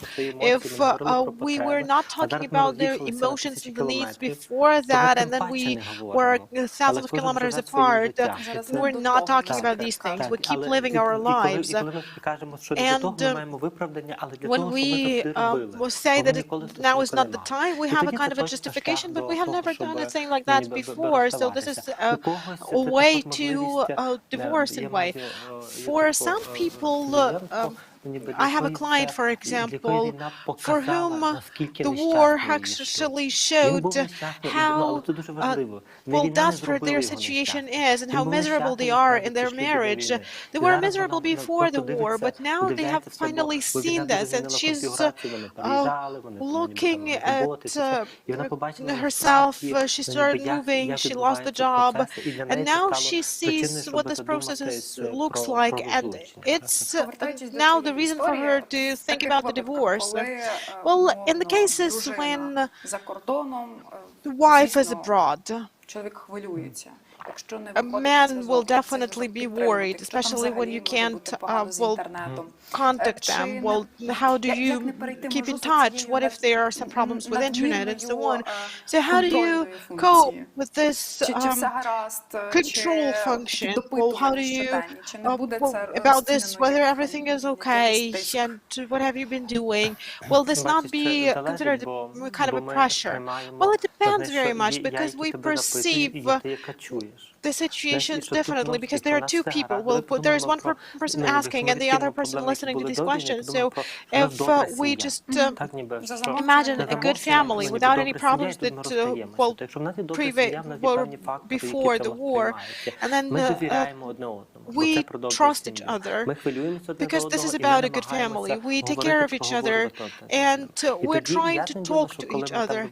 And in that case, when we are thousands of ситуації, якщо чоловік залишається тут, дружина за кордоном, то це обов'язковий кожноденний ритуал. Тут підтримування це дуже непросто, але підтримання ритуалів є дуже важливо. Maintaining rituals is really very important. We have this ritual that I sing songs to my children before they go to sleep. Well, I did this here, and now I'm doing this through the computer screen, and they are listening to it somewhere there. They're doing their things. They don't have the sentiment I have. But this is a ritual, and we know that we do this every day. And the creation of these good rituals, even when we are kilometers apart, is a good thing for the families. Asking how you're doing, and calling, for example, every day in the morning and in the evening. That's also important. And when it's turning into hyper control, then we need to figure out whether this is somebody's anxiety. When this is, for example, when somebody has, for example, an anxiety disorder, they will be trying to ask whether you're alive very often, writing you millions of messages, and then you may try to discuss these things, asking, well, how probable it is that someone will die in Germany if they have not called you at the agreed hour, and so on and so forth. So the person who is anxious should actually think about these things. And these rituals that I've been talking about, they are not the thing for people who went to the front lines. They will not be able to sing songs to their children in the evenings. This is another type of communication, but they still may have some other rituals, like writing a message in the morning, in the afternoon, and in the evening, just, hello, I'm alive, or, well, I'm okay. So this still gives some space for relations. So even if you write a short message, hello, hugs, and that's it, it already means a lot. Like, I do care, I remember about you, I love you, and so on. So these rituals should still be maintained, because while my anxiety yesterday was caused by the general stress we are living through, this anxiety, when we are talking about, well, anxiety and being afraid for people who went to the front lines, when, well, your partner is at the front lines, this anxiety is very strong, and it exists all the time. This is, well, a huge stress, and these rituals, they are very important. And then we would know that a strong marriage has a great resource to accommodate for everything that is happening to you. And we have very different experience. So we are living through, well, we are learning to do these things. When you, at the first stage of your relations with a loved person, you learn to live with this person, because you have different backgrounds, and well, we need to learn to live with each other. We are changing our rhythms of life, and this, well, like asking, well, how are you? Well, we are coordinating our actions and our rhythms of life. So this is a very important element. And this is also about the crisis moments, because in crisis moments, we understand that we just need to live through something, to wait for something. And this is also about the relation, but when we have these good relations, we can also add these elements to any cooperation, this well attitude, this warmth when we talk via video connection, apologizing, because when we have different rhythms of life, well, we may not have synchronized the events, and маленькі вибухи, вміння when нормалізувати, we повернутися, сказати, що окей, стоп. various challenges, we need to think, well, stop, well, this is not important. В кінці нашої бесіди вже включився комп'ютер, Well, for example, yesterday, in the end, well, we managed to contact, and after that, we kept writing to each other that everything is okay, because I was nervous, my wife was nervous because her phone broke down, and I was nervous because I couldn't reach her, and this was the first time when I missed the opportunity to sing to my children. I well imagined that everyone was dead. I was sitting alone in my apartment. The situation was very grave. And well, these family well quarrels, this is okay. This is not a problem, but well, trying to reconcile after that. This is what actually creates our family, when we understand that everything is okay. There are important things and things that are not important. So hugs and let's talk tomorrow. And I think that there we might have a kind of an agreement that you're abroad, I'm in Ukraine, and if you know something, if you disappear for a couple of hours, if you're going to another place where there is no coverage, just write that I've left for, well, I might be not connected for some time, and so on. Yes, definitely you can do these things, but you know the problem is that the rhythms of life are so different that, well, you can't always agree about everything beforehand, because, for example, my wife said, well, she did not go anywhere, she just tried to call me and the phone just died. So this was unpredictable, and I understand that this was stressful for her and for children and so on and so forth. So there are things, that's what I'm talking about, adjustment. So these are the things like new rituals which we create, that now I call them every time before I go to your studio, and they know that at 9:30 KU time I will be calling them.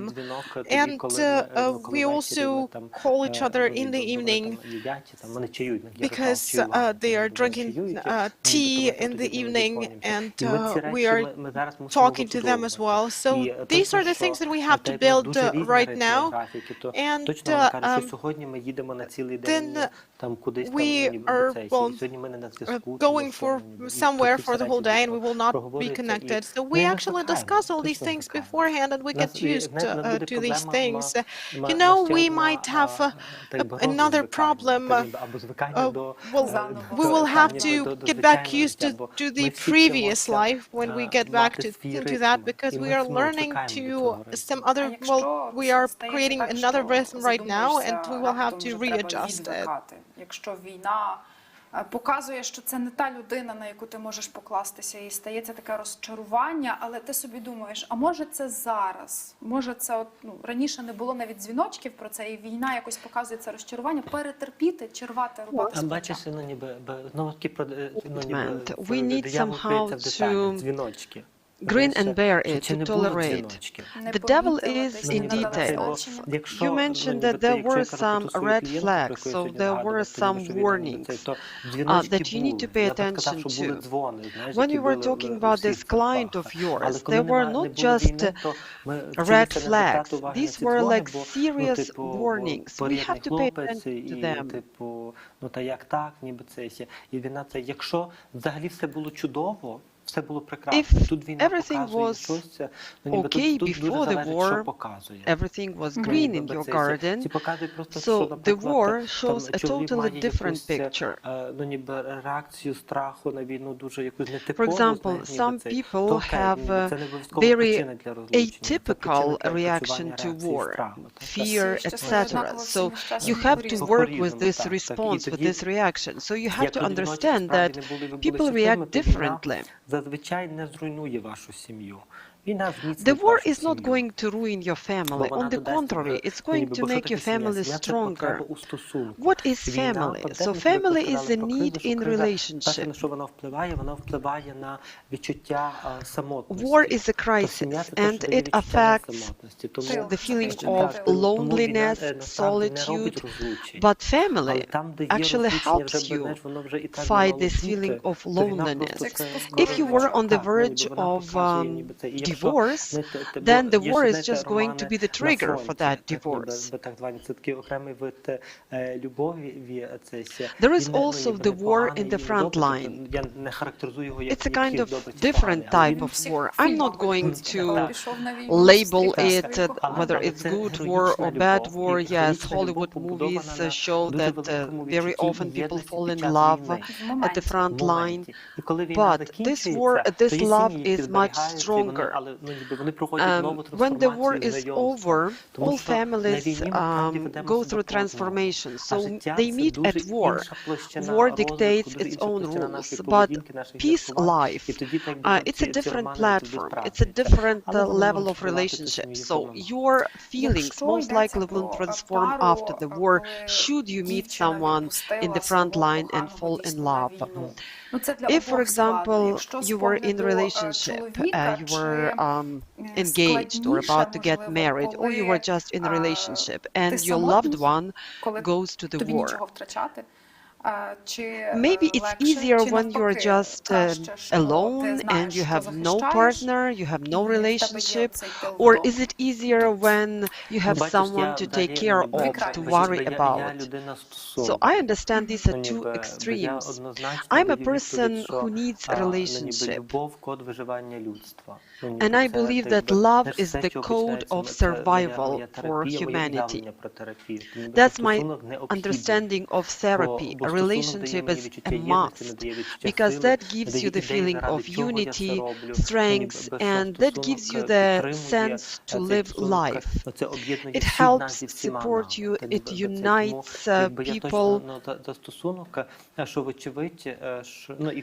Therefore, it's obvious to me, and if I go to war, well, actually, I've never been at war, but I understand why I'm there, why I'm risking my life and limb. Of course, it's for the sake of my motherland, it's for Ukraine, it's for my parents, but also it's for the loved ones.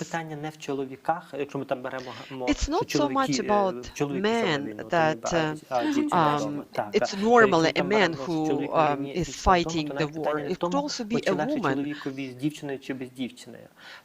And I don't know if it's easier to have a relationship. It's maybe harder when your relationship is in the distance. Is there any rule or are there any tips how we can support those whose loved ones are at war? They have to kiss goodbye and their loved ones leave. How can we support those who stay behind?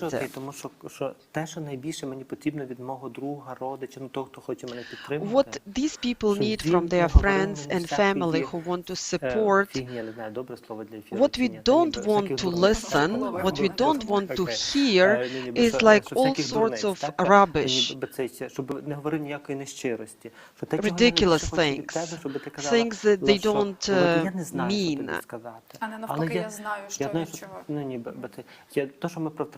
Just say, I don't know what to say. Do not say that I know how you feel, because you don't know how they feel. Just say, I'm here for you. I'm here to support you. Your husband left, he is at war, so I'm here to help you. I can come and visit anytime you can. I can offer my shoulder to you. Because these people would suffer from loneliness, and if there is a circle of friends who care, it's much easier.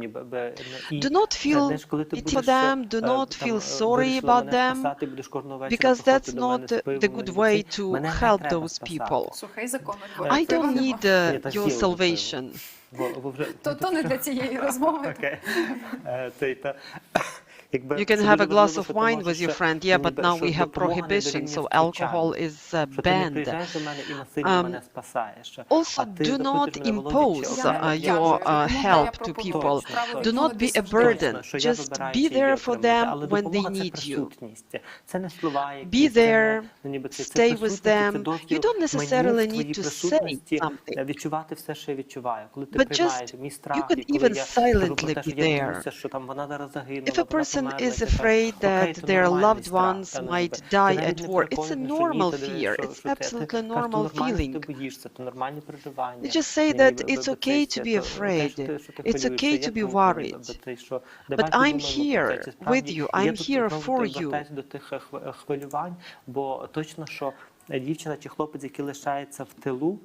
The young man or a young woman who are in the rear, so they are going to be very worried. I remember back in 2014, 15, when we were delivering different seminars for veteran wives,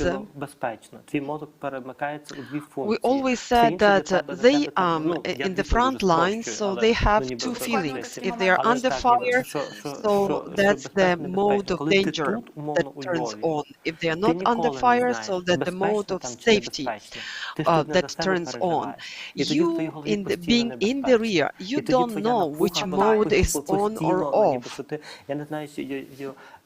That's why you worry all the time. I don't know if you remember 2014, but we worked with war veterans, with their families, and I remember that people we worked with, so they were constantly reading news, watching news, because you remember that there were those awful events when there was a Green Corridor organized, which was unfortunately shelled and all people were killed. So people here in the rear, they are more helpless than those people who are in the front line. I think that we need to talk about this danger, about threat, and even we need to prepare that we might lose our loved ones. Наостанок, можливо, наскільки це коректно, такий перелік порад. In summation, just to wrap up, could you give any tips to those whose loved ones left for the front line? How to stay sane? Well, first of all, try to stay in touch with them. But it's more a tip for those who are in the front line, not those who are in the rear. So the warriors, the soldiers, have to send texts from time to time saying, I'm okay, I'm alive. I have a friend, a female friend. She is in territorial defense in Kyiv, and she says that, and her boyfriend is in the front line. She says that it's important to see that he is active. I mean, if you are checking the messenger and he may not be sending you any text, but you see that he is active, or he was active recently, or he was active a minute ago. So this communication is probably the most important thing. Stay in touch with your loved ones if you can. And I think it's important that your husband or wife, those who stay in the rear, emphasize on that. That please, if you have a chance, send me a short text. Another important thing is to live life here, because imagine that your husband or your wife is in the front line and you are glued to your cell phone and you're just watching when he was active last time. You have to live life. You have to take care of your children. You have to do washing up. You have to cook. You have to take kids to school, kindergarten. You have to buy groceries. So you have to live daily life, and it has to be the daily routine that you need to follow. That'll help you, because your mind will be distracted. You also need to organize the search circle of friends, and you need to have support. То я можу тебе просити про допомогу. Та ніби просити допомогу, шукати людей, які біля тебе do not need to impose their help to you, but you might need people to ask for help. And it's important to have this circle of friends who you might approach if need be. Also, keep a diary. I think that also helps to put down your thoughts on paper. Also remember that you need to exchange the niceties. Just how are you? I care about you. Yeah, you can keep a diary. You can write letters. Some people can't write letters. For some people, just a short text is enough. Should we write down about our fears? Should we write down about our emotions? Or we should be more limited when it comes to emotions and fears, because you might actually make your husband or wife worry about you more when you speak about your emotions.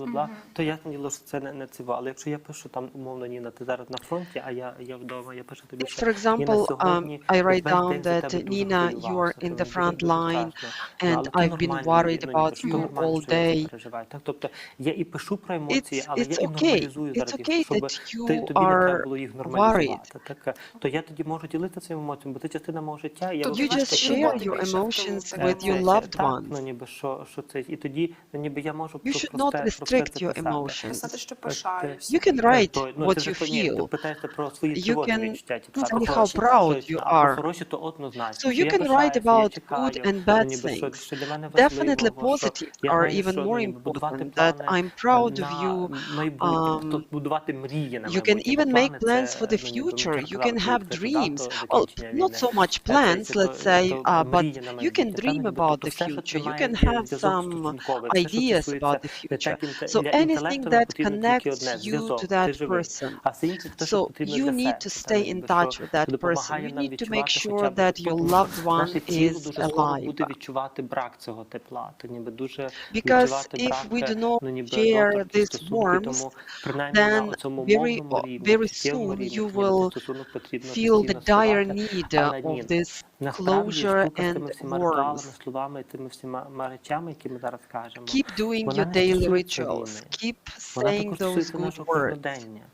And it's not only about war. If we need to do it on daily basis, not necessarily during the wartime. In order to make the relationship work, we have to say good words, important words. We have to check on our loved ones.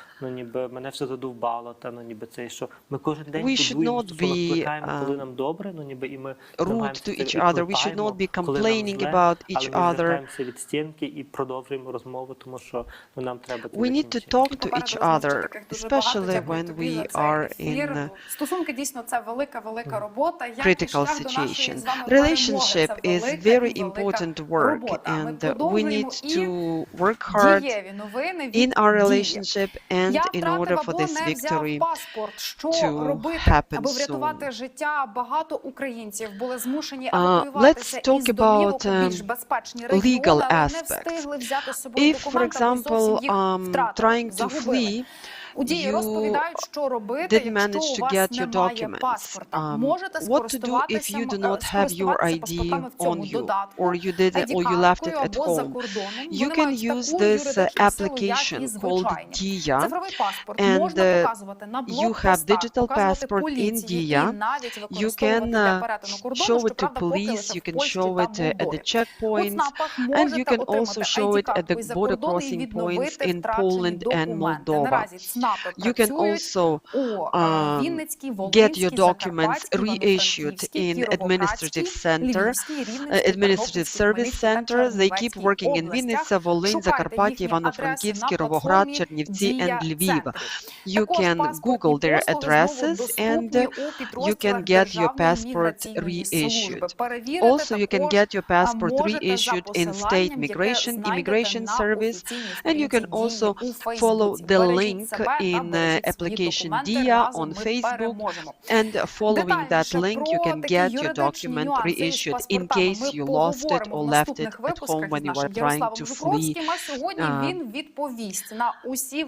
Today we have Yaroslav Zhukrovsky, a legal expert, and you sent us a number of questions, a number of queries in your comments, and he will try to answer all your questions. Good morning, Yaroslav. Glory to Ukraine, glory to heroes. I am your informational support. There were a couple of questions that you posted on our channel.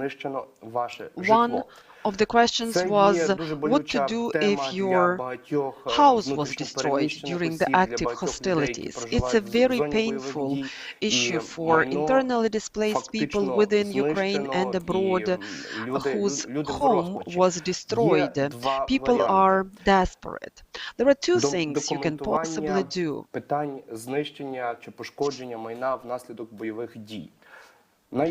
First of all, you need to document it.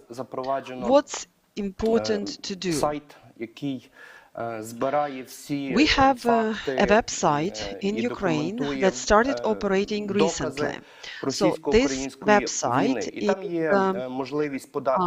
to collect all evidence of Russian-Ukrainian war, all evidence of atrocities and the war crimes. So if your property was destroyed, you need to provide the information. You need to provide evidence, photo, video, your personal information, the address of your residence, etc. So, and you send this information to the governmental agencies. They create a big database of all violations of human rights when your property was destroyed, your residence was destroyed. So you provide this information on that website. There is a little warning. Please do not add your emotions, do not write down how you feel. It's just formal information. You have to provide as detailed information as possible. For example, you used to live in a certain street which was bombarded. As a result, your property was destroyed. The property was, for example, a detached house, or it was an apartment building, and you lived in a 4-bedroom apartment building with a detailed description. If you have a picture, please send the picture as an attachment. All this information will be analyzed by the prosecutors. Such evidence is very important, and we are collecting abundance of such evidence. But you understand that it will take time before we manage to prove that a lot of damage had been done to our country, had been caused to our country by this war. But while we are waiting, you need to document, you need to provide evidence that, for example, your vehicle was destroyed or other people's vehicle was destroyed. So because the time will come, you will be able to get compensation for that.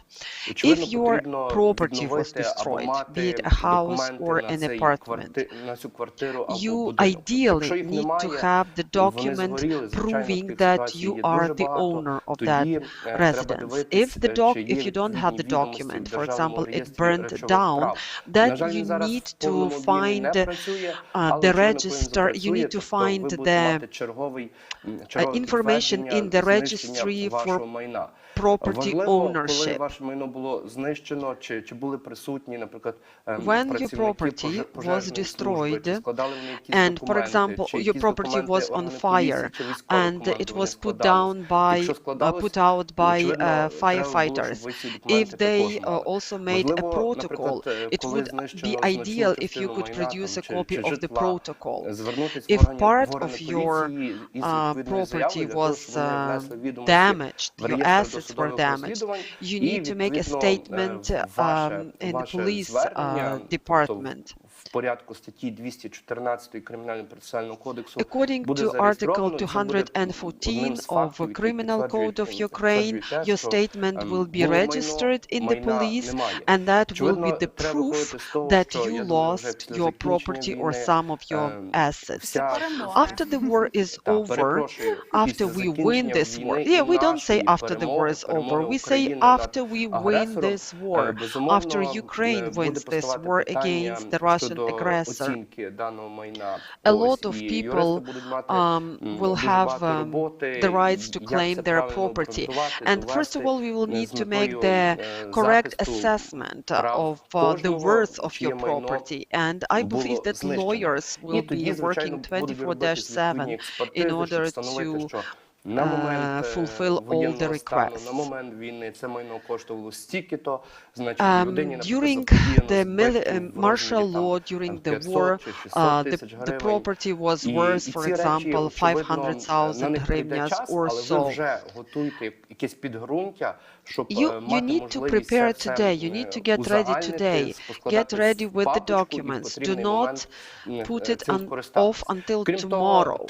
Try to collect as much evidence as possible, try to act as soon as possible. You also need to provide clear and detailed description when your property was destroyed, detailed narrative how it happened. If you have any pictures to support your words, please use them as evidence. And later it will help you to get refund, to get reimbursement and compensation for what you lost. Because that's your constitutional right. If you don't have any supporting documents as a proof that you were the owner of this property, let's say documents burned down, then after we win this war, I emphasize on that, you will have to go to court. And according to effective laws of Ukraine, you will be able to claim your property back or at least get compensation. I think we have a lot more questions. For example, you inherited some property, but the property was destroyed, thus your inheritance got destroyed.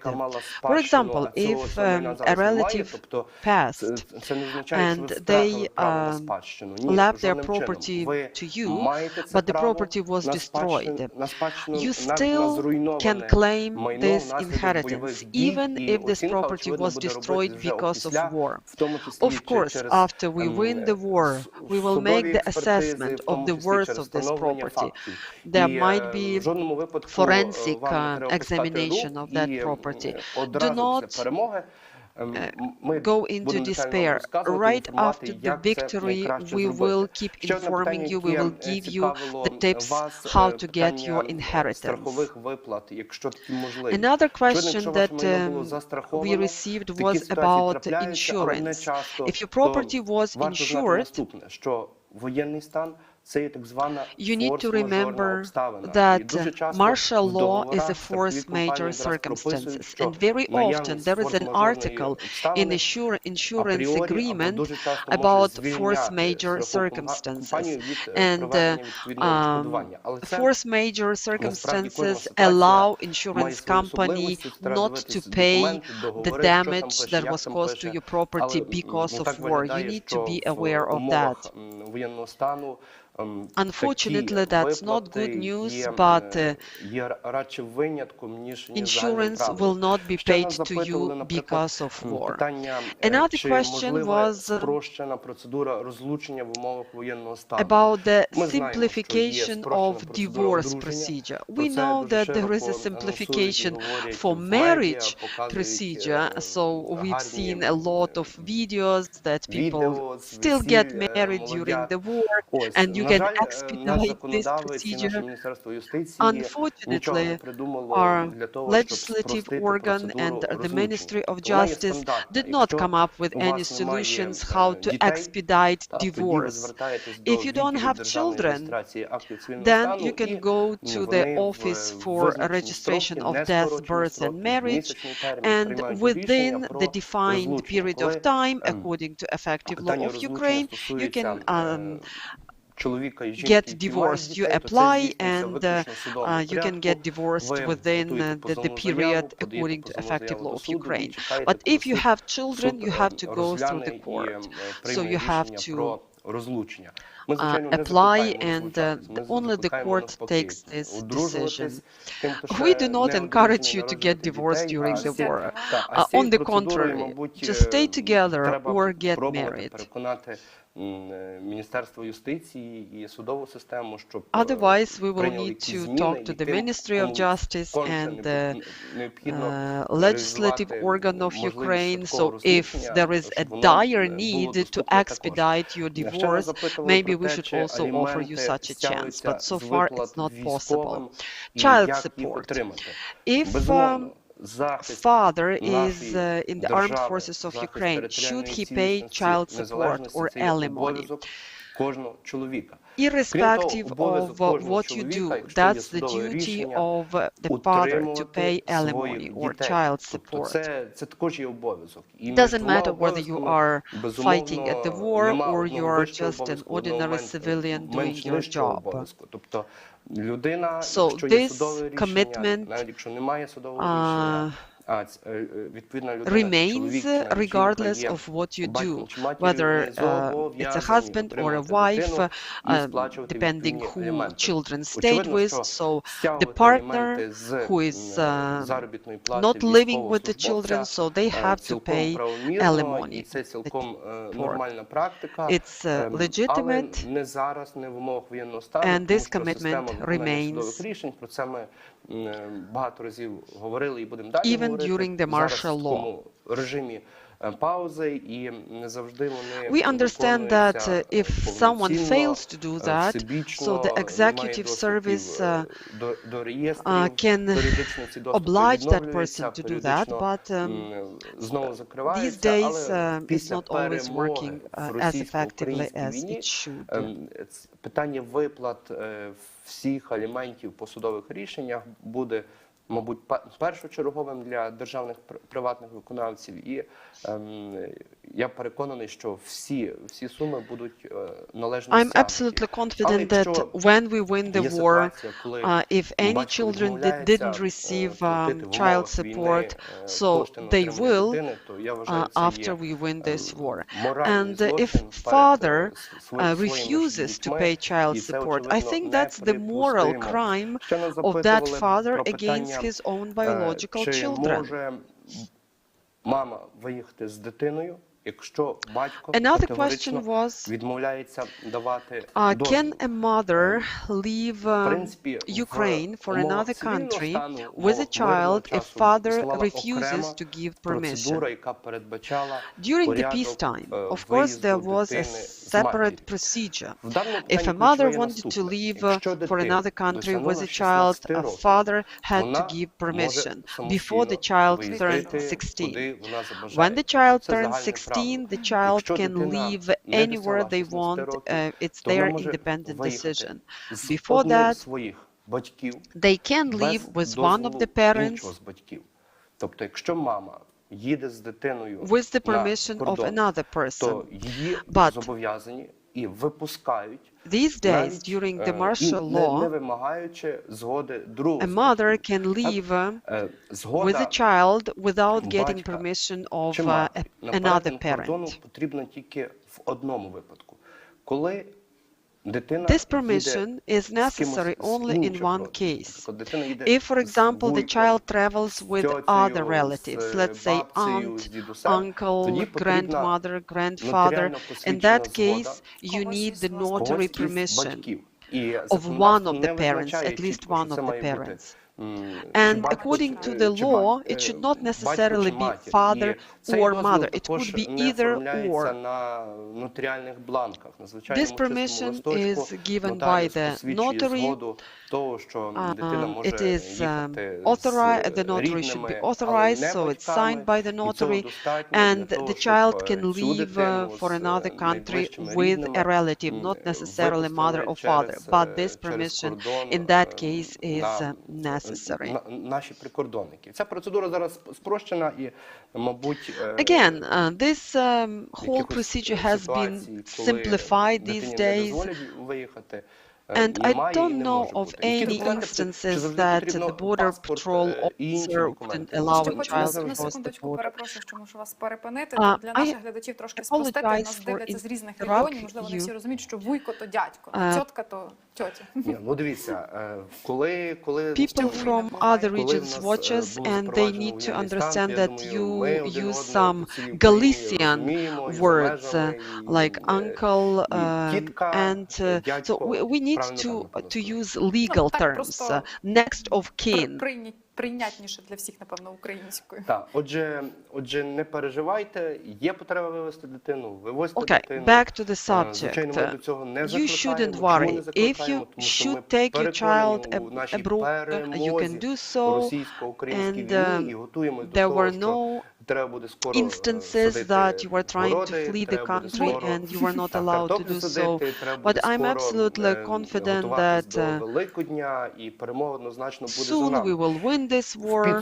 We are going to celebrate Easter. We are going to start a new harvesting season, a new sowing season. Okay, just in summation, what should you do if your property was destroyed?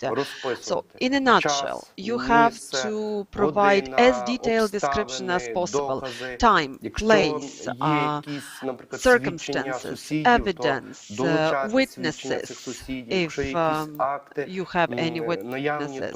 If you have any statements, for example, from firefighters, any protocols, any acts,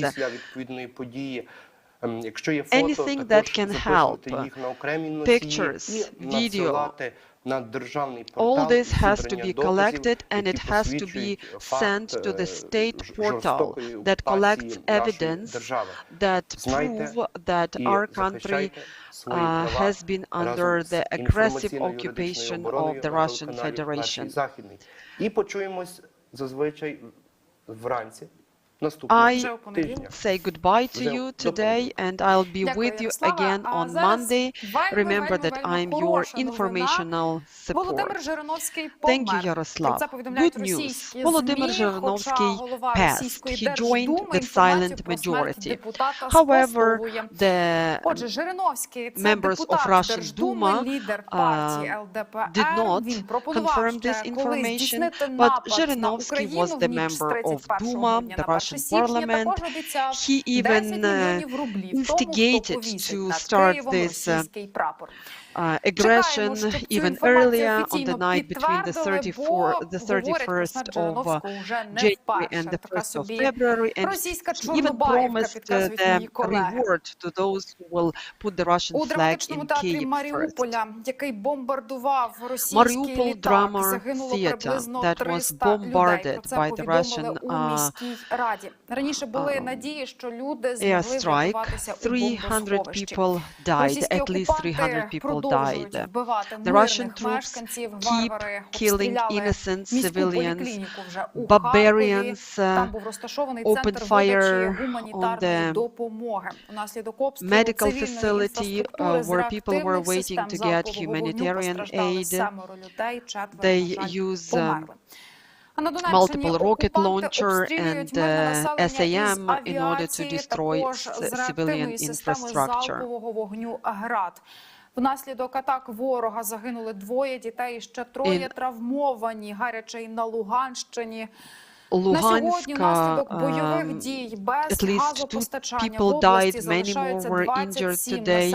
Luhanska, at least 27 villages and small towns in Luhansk region are without gas, electricity and other municipal services. Знеструмлено 32 населені пункти. Зараз найбільша проблема у Сєвєродонецьку. Там взагалі немає тепла. Рубіжний попас без води. Майже 100 тисяч людей без світла.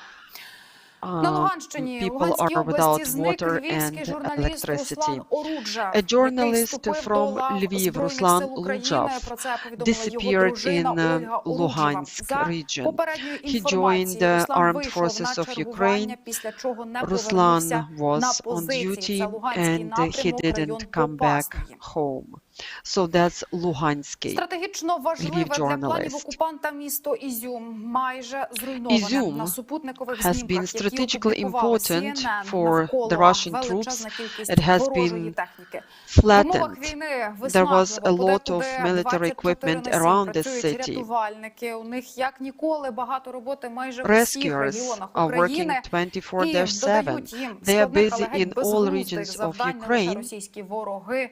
А українці, які спалюють суху Russian траву. troops До keep them поліїв та busy all the time, but unfortunately, Ukrainians also keep them busy because they keep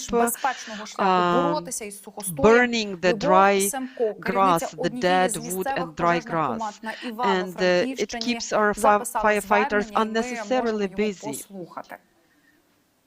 We have the video footage. I am the head of territorial community. You all know me. Our country is on fire. Why do you keep burning the dry grass? Look at what you are doing. You are helping the Russians destroy us.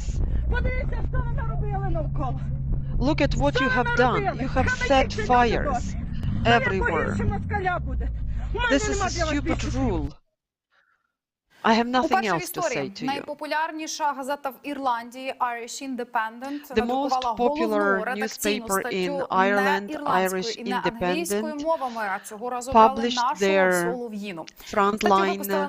front page article in Ukrainian for the first time in its history. The article is opening hearts together with the borders for Ukrainians, and they wrote down Ukrainian in capital letter. Ukrainians who are fighting for us, they are absolutely positive that we will win the war, and we have border patrol officers who made this video footage for us. It's really inspiring. Let's take a look. Після перемоги я більш за все хочу посидіти на берегу моря та обійняти свою дитину. Після перемоги я відпочину з сім'єю в українському Криму. Після перемоги я зроблю символічне тату та здійсню подорож в країну мрії. Після перемоги я продовжуватиму війну на фронтах злочинності, відбудовуватиму правопорядок в регіоні. Після перемоги я зустрінуся з сім'єю. Після перемоги я обійму всіх своїх рідних. After the victory, I will hug all my loved ones. А після наступного нашого сюжету у цій студії з'явиться Роман Шостак зі своїм гостем, шеф-редактор одного із відомих українських журналів, поки не розкриватиму таємниці, хто це, все дізнаєтесь. А далі про підтримку, благодійні концерти, збори коштів і публічна підтримка. Політики, бізнесмени, лідери думок та зірки з усього світу допомагають Україні кожен чим може. Про те, як селебритіс намагаються привернути увагу до російсько-української війни та про російських зірок, які зреклися своєї батьківщини після вторгнення до України у сюжеті Наталії Тур. Russian stars who decided to leave their country after the Russian Музика invasion of лікує. Ukraine. Щодня артисти продовжують творити, пишуть нові пісні, влаштовують концерти і навіть збирають повні зали людей по всьому світові. 27 березня у Варшаві відбудеться благодійний концерт за участі українських та російських артистів, які об'єдналися, аби пожертвувати усі зібрані кошти на допомогу нашим біженцям. На концерті виступатимуть такі українські артисти, як репери Макрає, Ті-Фест, а також рок-гурти Пошла Моллі та Нерва. Майже всі вони жили та працювали в Росії. Чи після повномасштабного вторгнення російських військ на територію України вони засудили дії російської влади та почали розповідати у своїх соцмережах правду про війну. До прикладу, таку сторіс опублікував репер Ті-Фест. Я українець. Якою може бути моя позиція? Я за Україну. У нас йде війна. Кожного дня ракети вбивають мирних людей. Разом з ними виступатиме і російський репер Фейс, який раніше попросив вибачення в українського народу за росіян та відрікся від Російської Федерації.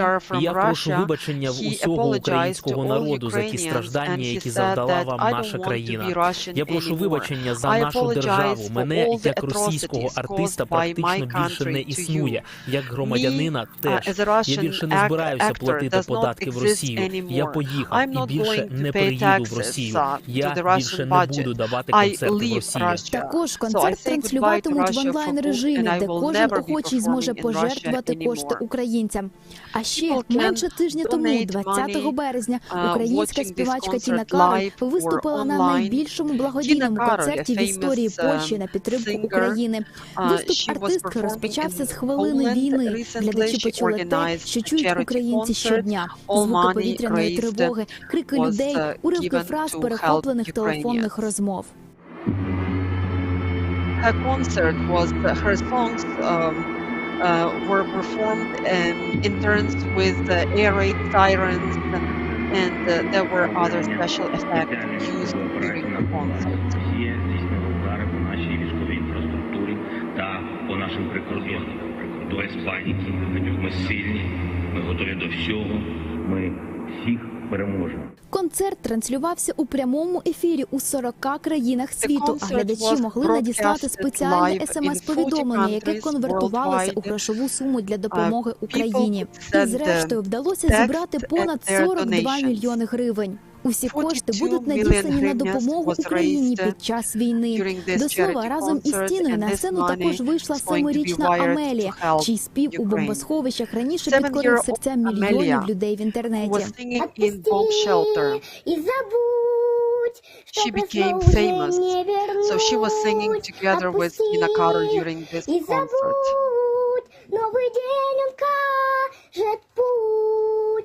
Співачка зустрілася з Амелією у Варшаві після того, як дівчинці вдалося втекти від війни та знайти новий будинок у Польщі. Tina Karol, who immigrated to Poland, temporarily found shelter in Poland.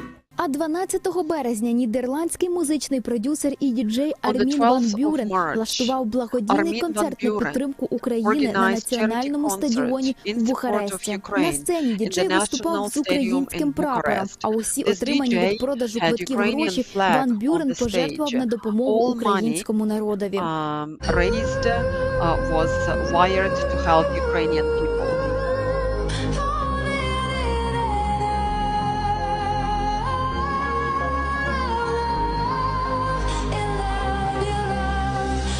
У кожного своя зброя у цій війні. І хтось замість автомата у руках тримає мікрофон, стоїть на сцені і таким чином допомагає Україні, українському народові.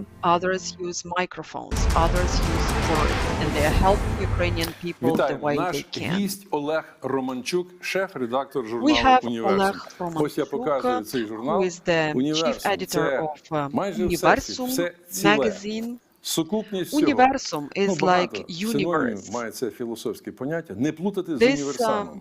Word has a lot of synonyms. Пан Олег Романчук, шеф-редактор, журналіст, публіцист, викладач, науковець.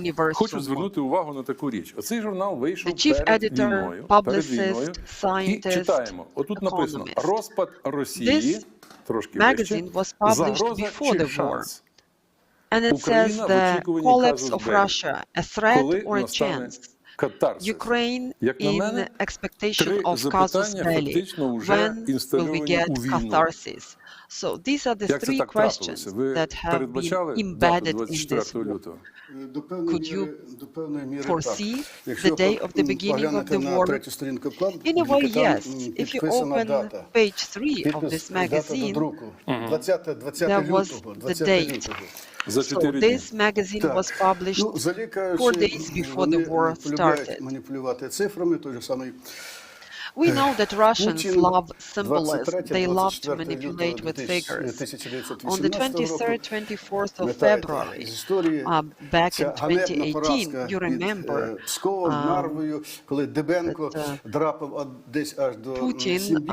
Putin was defeated in Pskov. І подарунок Ворошилову. Так, і 23 числа 18 року відбувся так званий Корниловський поход. In 1918, on the 23rd and 24th of February, there was also Kornilov battle. But Russians are trying to distort the truth. So when they defeat the war, they are trying to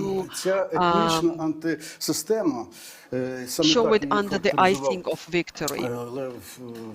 Ніколаєвич Гумільов, ця етнічна химера, яка російський філософ. Gumilov, who was the Russian historian, philosopher. No, we are talking about the son of Nikolai Gumilov, who was killed by the Bolsheviks.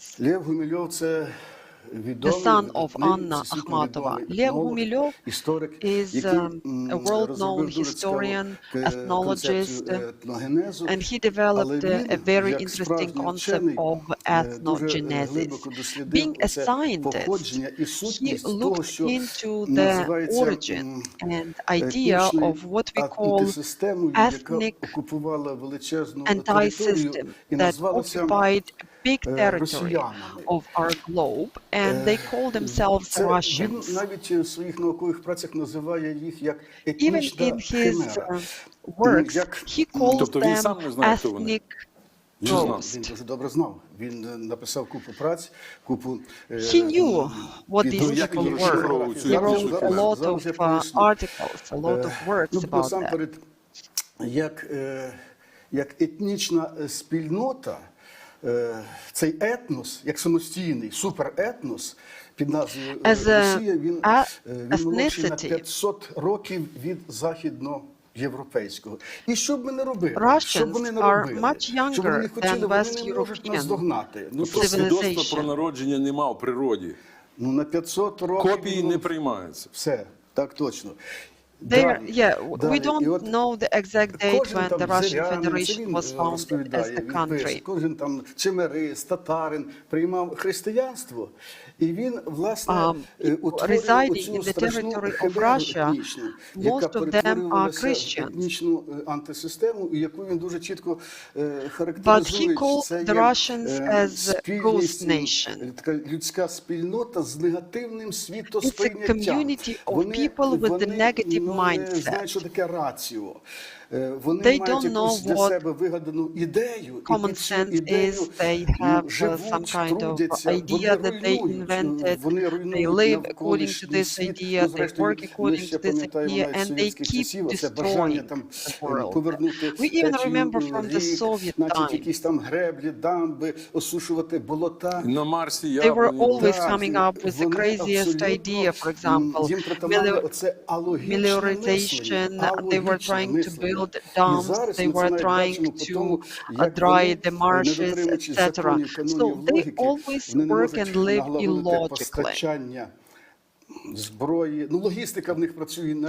Look at this war. They completely screwed their logistics. They cannot even organize the delivery of weapons. 1866. So this is when the Russian Empire was first introduced in the books of history that were used by schools and universities in Russia. І це закінчилося 1917 року. 1917. Так точно. That was another date that was introduced to the history books. Stalin, he was good at logics. Але він прийшов до висновку, він злякався, що ці всі комісари, unfortunately got scared that red commissars and his surrounding, that they are not good at logic. Соціалізму, скажімо так. І він викликав до себе філософа So one day he would invite Valentin Asmus, a philosopher, to his office, and he says that you need to do something. Гімназисти і ті, що навчалися у вишах Російської імперії, навчалися за дуже добрим, гарним підручником Челпанова. Because there was another history book by Chepanov that was not much of a history book, but that was a logics book. And he was a good historian, and he explained some of the defeats of the Russian Federation, of the Soviet army. He puts it down to the absence of logics. Even in one of the meetings of the Central Committee of the Communist Party, they took the decision to introduce logics into the school curriculum. So what are you leading at? What are you hinting at? That there is no logic in the actions of the Russian Federation? Absolutely. There is my article in this magazine, and the headline is Ukraine in application of casus belli. Casus belli, that's the formal reason to start this war. This article was published in 5 different websites. It reminds me of a story between a wolf and a lamb. The author of this parable is We are talking about the tyrant, about the criminal who is trying to justify his criminal intent, his knowledge. And he's trying to shift the blame to the victims. So he's trying to blame those who are victims, and his justification is absolutely senseless. They call all of us Banderas. But you remember that Stepan Bandera, he managed to defeat everybody, Lenin, Stalin, Putin, everybody. That seems logical. You're right. Це є правда життя, велика правда історії. І тут не втечеш. Але вони з історією, з логікою не дружать. As I was trying to reiterate many times, that Shins are not good at logic. There was such a world-known academician, Ivan Pavlov, in early 20th century, when he was doing his experiments with dogs, he said that Russians have very weak brain system. When you're talking about Aesopus, about Glebov, about Krylov, so all these tales are about the victim and the perpetrator. Is Ukraine a lamb and Russia a wolf? Not at all. I don't have much of military experience, but I know that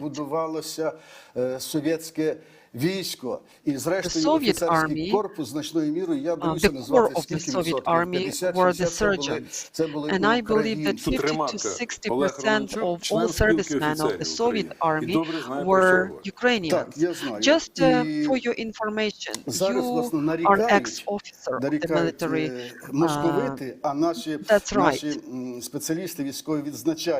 в них немає нормального Our сержантського experts корпусу. say that, unfortunately, the Russian army doesn't have the corps, which is made of surgeons, unlike us.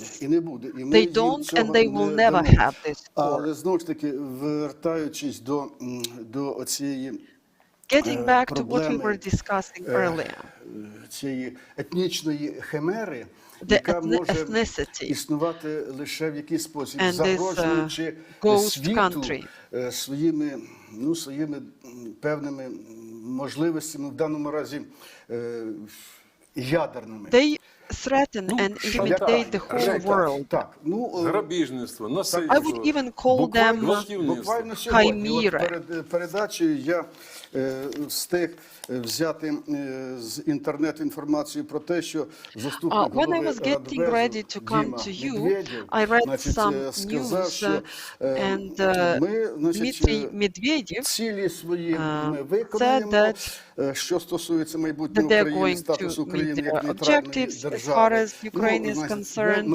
They're going to make sure that Ukraine has the neutral status. So they say that they are fulfilling Putin's plan. And they say that he says that Putin is the mastermind behind all this. Чіткий фашизм. It's not demilitarization of the country. So they are fascists. Почав будувати Муссоліні, він Without ґрунтувався на the fascism created by тих Mussolini началах, які вже was функціонували based в on the Росії ще principles до 17-го року, that are now і вже used потім in Russia. відзначали той самий And they were used in Russia Бердяєв, before і той 1917. самий Василій Шульгін, який They were used by Dyakin, by Vasily Shulgin, who was the Russian philosopher, Chornosokilets, who was the editor of Kievlyanin magazine. I think he ended up in jail in Voronezh or in Kursk. So they are the first Russian fascists. That is correct. I remember back in 1935, I came across one of the publications made in the United States, and it said that фашистські крошки, маленькі дітки, но вони вже з нарукавними пов'язками there російський are фашизм. Russian fascists, among them are junior Russian Ви згадали fascists. Сполучені Штати Америки. Сьогодні You mentioned президент the United Сполучених Штатів States. Америки Today, Джо the Байден president буде за of 100 the United кілометрів від States, Joe українсько-польського Biden, is кордону going у to be місті away Гарячий Жешув. from Ukraine, like 100 kilometers away from Ukraine. вас He є will be стаття, meeting де ви Ukrainian згадуєте, ваша refugees in публіцистика, зокрема про Rzeszów. медаль за In взяття one of your Вашингтону. articles, you Якби ви mentioned зараз випускали, the medal that скажімо was так, issued воєнний номер журналу as a «Універсум». reward for capturing Будь ласка, Washington. проанонсуйте в контексті актуальних If you нинішніх had to подій, те, publish що відбулося another в Брюсселі, edition of your НАТО, приїзд magazine, Байдена в what Варшаву, would you write які about були би Brussels, головні NATO, the анонси visit на of першій сторінці? Biden to Rzeszów, etc.? So what would be the headlines, the major headlines of your new publication? Пояснити. Ну, насамперед, в мене вже First of all, в голові крутиться, якою має бути обкладинка, але I have a користуючись few нагодою, я ideas about продемонструю, the headlines, but using the opportunity, I'd like to show you another issue of this magazine that was issued in 2014. This was issued in ви при цьому повинні December зачитати, last чому ви year. показуєте. Ігор Гордійчук, Why are you showing ворог us ніколи those не переможе. magazines? Ви заради цього показуєте, так? Безумовно. Так. So you have to read the Збройні сили headlines. України. The enemy is Міф never чи going to реальність? win. Тут ще є The знак armed forces запитання. of Тепер уже Ukraine, його myth нема. or reality? Question Мені mark. дуже хотілося, So there щоб used to be оця question mark back then. справдилася. There is no question mark now. Зафіксуйте, будь ласка. Оце зображення. Росія Take a look конtra here. Україна. Стратегія і так. Russia сам contra вигляд і хто там Ukraine, як strategy перемогти and Московію. tactics. Бачите, тут How таке can we, маленьке чудовисько. Оце буде кінець defeat Путіна. Оце буде таке. Moscow? Не That's отруєння, the end не of вибух, Putin. не смерть. He's not going to на die of лікарняному poison ліжку, or але так. explosion Я до чого or веду, natural що death. He's going to die like that. Впродовж війни ми застерігали, попереджали During the war, we і намагалися kept giving тримати warnings. наших We were провідників в тонусі. Але вертаючись до вашого запитання, prepare you. яким But getting має back to your бути question, наступне число в контексті появи About президента my Сполучених next Штатів magazine, the next edition of my magazine, you mentioned that я дуже хотів би, щоб він I would really love if he could visit Lviv. наш матеріал, який I would really мені love Biden вдалося, to read він невеликий, десь our magazine. порядка 2000 I'm going to show you which рядків. article I mean. It's like 2000 lines. Американці, ми маємо моральне право вимагати від The Сполучених article is Штатів about us, ще that більше we have the moral зброї, right to закриття demand неба, more weapons from the United States, to demand that they close the skies over Ukraine. We have the demand right, and I'm going to explain why I say so. We have the moral right to demand anti-aircraft defense systems, anti-rocket defense systems, etc. знищивши пускові установки, Because але ми we віддали actually величезну met кількість we did the complete disarmament in Ukraine.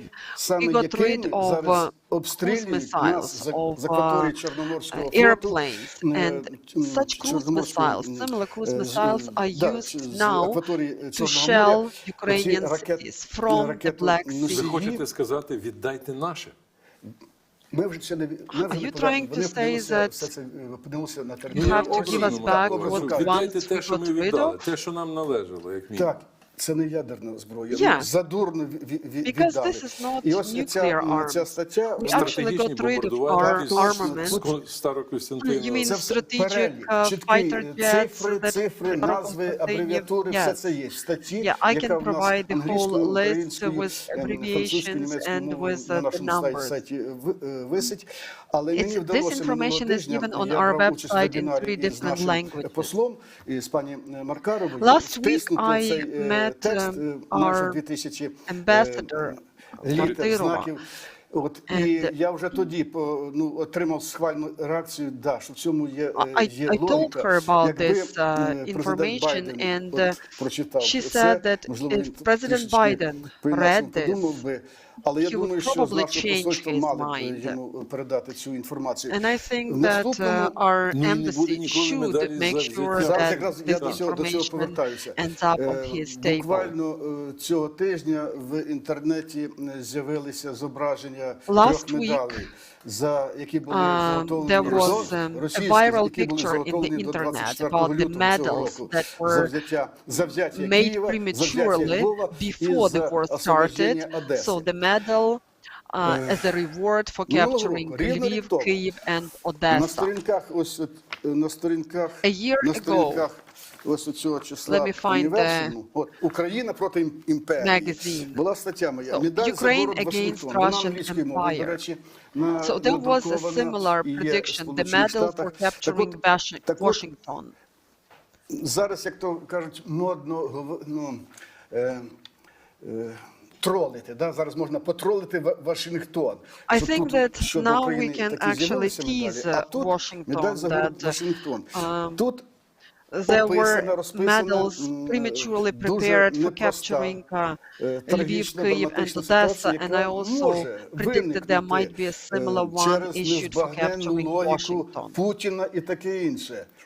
Putin's logic is not possible to comprehend. The Third World War, nuclear war. Демонструють і демонстрували на Ютубі з різними званими рекламними загрозливими broadcasting on YouTube, there were some intimidating videos there threatening the world that they will start the Third World War, nuclear war. They were even accompanied by songs and verses that they are going to shell Pentagon, Miami, Washington, regardless the fact that their children, grandchildren and families live there. Regardless гумор, що під час they even ядерної used атаки some тримай руки Soviet з автоматом паралельно до землі, щоб розплавний метал не капав тобі на казенні чоботи.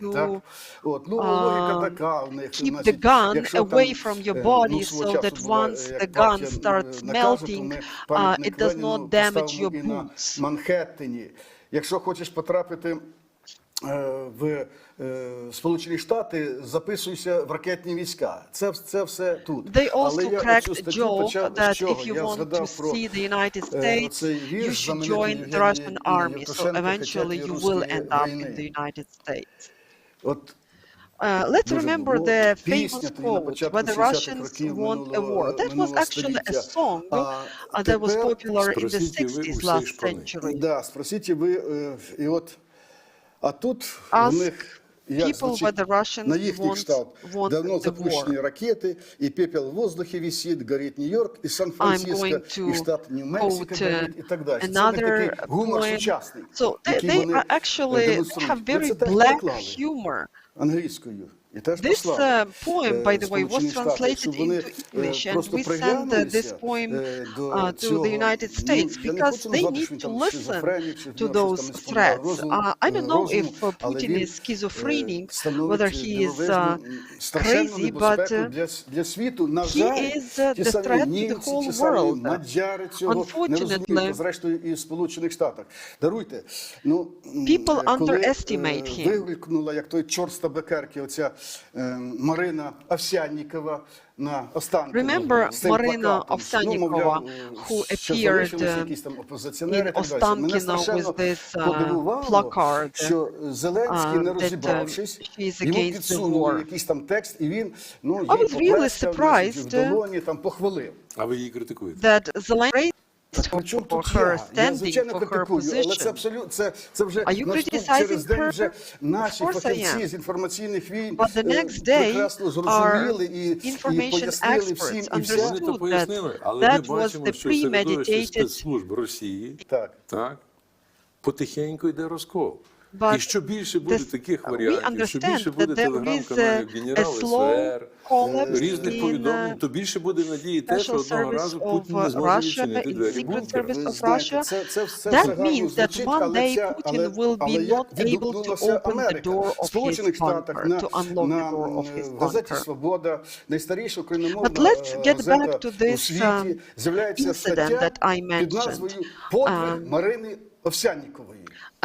There was an article published in the United States about the heroic deed of Maria Ovsyannikova. Повітряного неба над Україною. 17 people in Russia, 17 supported closing the skies over Ukraine. Люди, які захищали і допомагали Гаррі Україні. Каспаров, Ходорковський, Це наші including. ситуативні партнери. Але They are вони нам not the зараз people who потрібні. are defending Бо Ukraine. якщо They are вибирати, хто situational завтра буде на allies, чолі Росії, situational Путін partners. чи Ходорковський, то я If за we need to Ходорковський. choose who is going І за to Каспарова. be the leader of Russia tomorrow, Putin or Khodorkovsky, I will definitely support Khodorkovsky or Kasparov.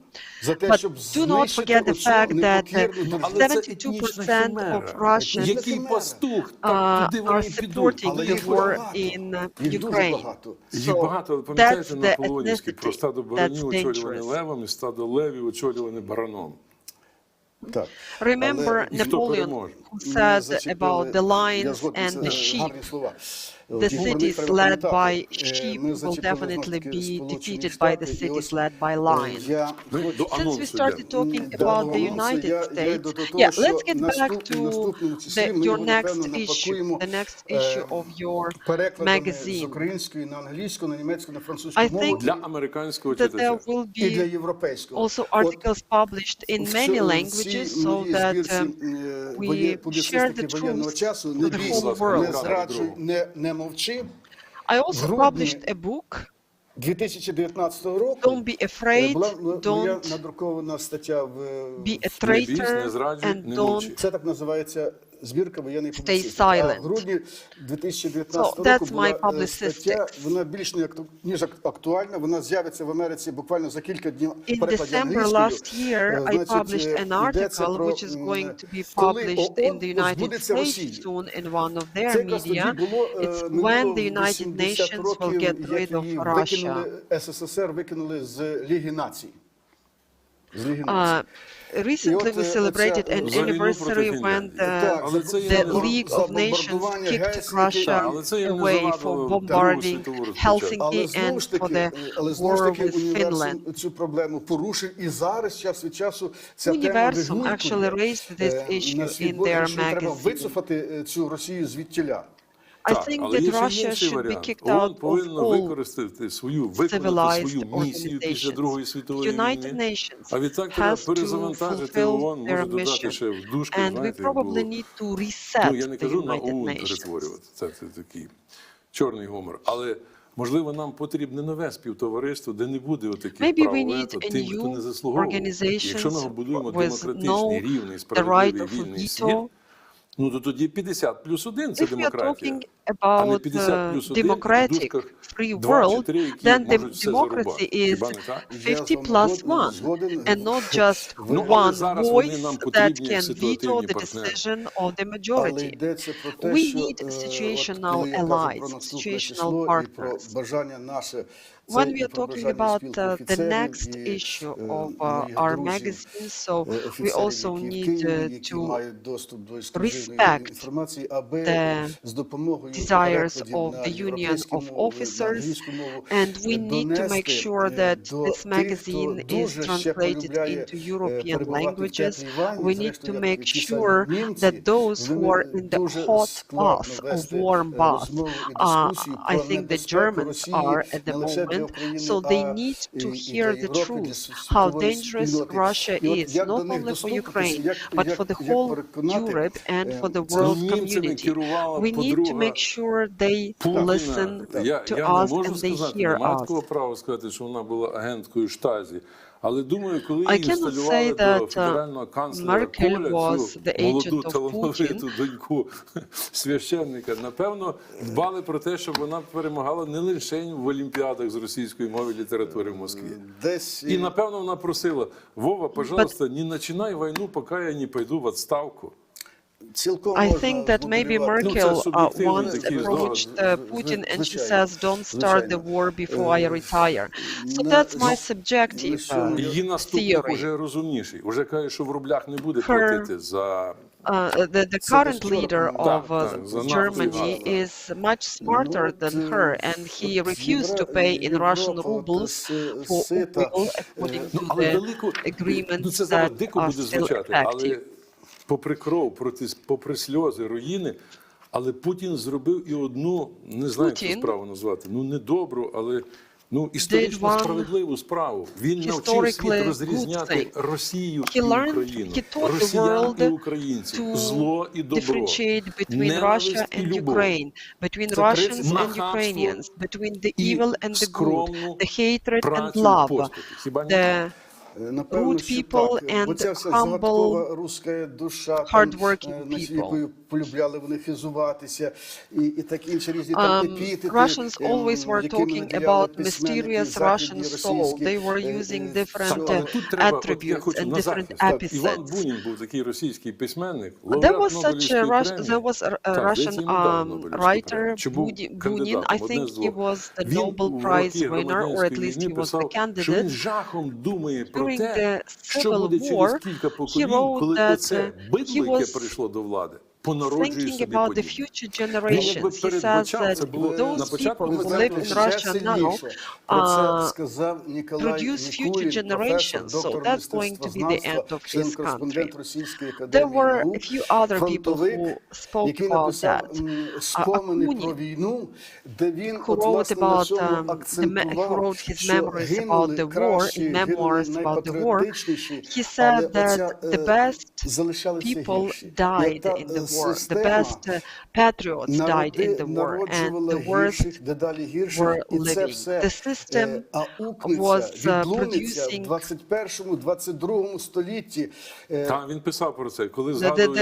The whole system was actually giving birth to much worse population. And he said that we are going to pay price for that in the future. One German soldier died per, like 10 Russian soldiers killed one German soldier. But now we see a totally different picture. по тих радіоперехопленнях Служби безпеки України, як вони спілкуються між собою, про що вони говорять, їхня поведінка як мародерів, вбивць, насильників. Оце страхіття, коли гірше породило, ще гірше, та ще гірше породило, ще гірше, і пішло і поїхало. І це найгірше, хоче 9 травня провести парад перемоги. Знову ж таки, нумерологія, що, я не знаю, це якась хвороба. І ось я дуже хотів би, бодай, 2 строфи зачитати. Мені подарував Сергій Борщевський, наш дипломат, він був послом в Аргентині, прекрасний письменник, публіцист, перекладач. Цей вірш, який адресований західним партнерам, ми його переклали англійською, німецькою, французькою мовою, і він є в інтернеті. Так от, буквально 2 останні строфи. І никатимуть. Коли брутальні путінські солдати, аби явити вам свою могуть, коханих ваших будуть гвалтувати, бруківки ваших вулиць заплюють, і никатимуть ними з автоматом, і мочитимуть в сортирах все і всіх, і ваші діти заговорять матом, бездумно запозиченим у них. Згадайте все, це він адресує до Заходу, західним партнерам. Згадайте все, як гинули герої, як кров лилася і палав Донбас, а ми ж у вас просили тільки зброї, щоб захистити і себе, і вас. Сьогодні Україна, всі народи, рятує від московської чуми. Допоможіть спинити хижі орди, бо разом нас мільйони проти тьми. 2015 рік. Я лише частинку прочитав. Ось. І мені вже є відгуки. Один наш друг француз, він сам філолог. Він намагався максимально цю ритміку у французькій мові відтворити, і йому, здається, вдалося. То дуже така реакція разюча. Усвідомлено, ну, принаймні, те коло, кого я знаю з Франції, вони поширювали дуже багато на цей заклик. А свого часу, у 2006 році, Дмитро Васильович Павличко дав цілий розворот в Україні молодій, добірка віршів і, зокрема, застереження Європі, як вона буде виглядати, коли буде дивитися з вікна в Парижі, як там будуть ті танки, як та залізна сарана. Тобто ви дивитеся якось так скептично, не розумієте того, що ці газопроводи йдуть, і так далі, ви хочете гарного життя, комфортного, а це несе We all understand that Europe wants good, comfortable life. They want cheap oil and gas. But there is the price you have to pay for that. Від універсуму до факультету журналістики, де ви викладаєте. Зараз кажуть, у Львові акредитовано близько чи понад 800 журналістів. You're also a professor of a university. You deliver lectures in the Department of Journalism. What can you say about your students? Do they have classes online, offline, or during the war they don't have lectures at all? I think that now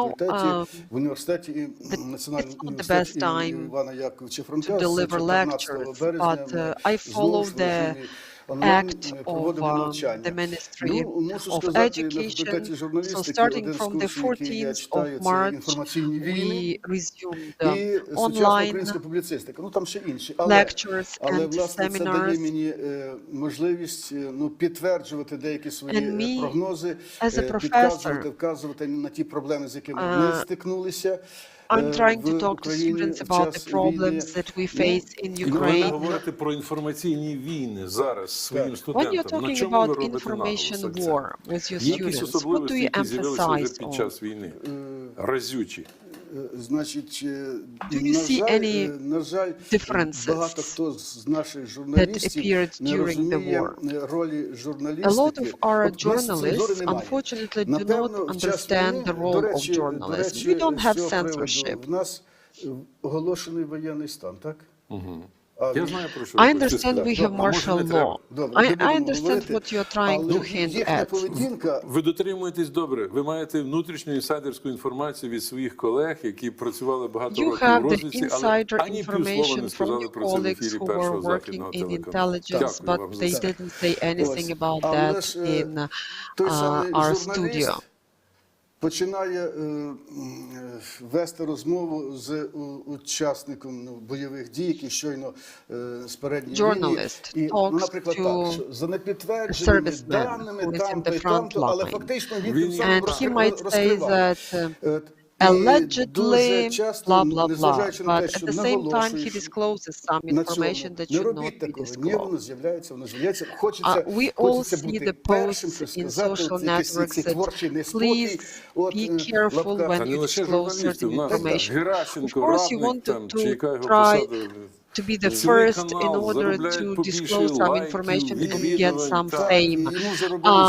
We are not talking about only journalists. Herashchenko, who is the public person, and he sometimes is publishing information that is not to be disclosed, but he wants to get more likes, and that's dangerous.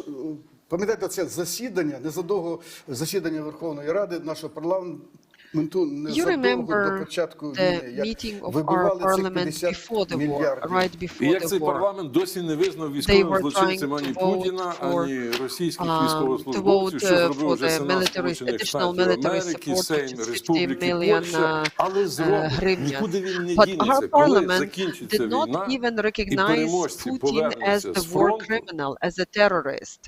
But I hope they will do so after the war is over and after our servicemen are back from the front line. I hope that we will have a different parliament and new resolutions. There are a lot of questions to a lot of people. Some of them disappeared, some of them stay in Kyiv or other regions of Ukraine, some are still in charge of funding, so some are heads of certain committees, but there are lots of questions. З'ясовують взаємини з ворожими колонами, так? We see how our military deal with the military convoys. I believe that once they are done with the enemy, they will roll up their sleeves and they will have to deal with our members of parliament and not only. I didn't talk about your military background because now we are having martial art, but we had the professor, writer, publicist, philosopher, historian, and you can take a look at his magazine and please follow his magazine, please read his magazine and you will not regret it. Glory to Ukraine, glory to hero.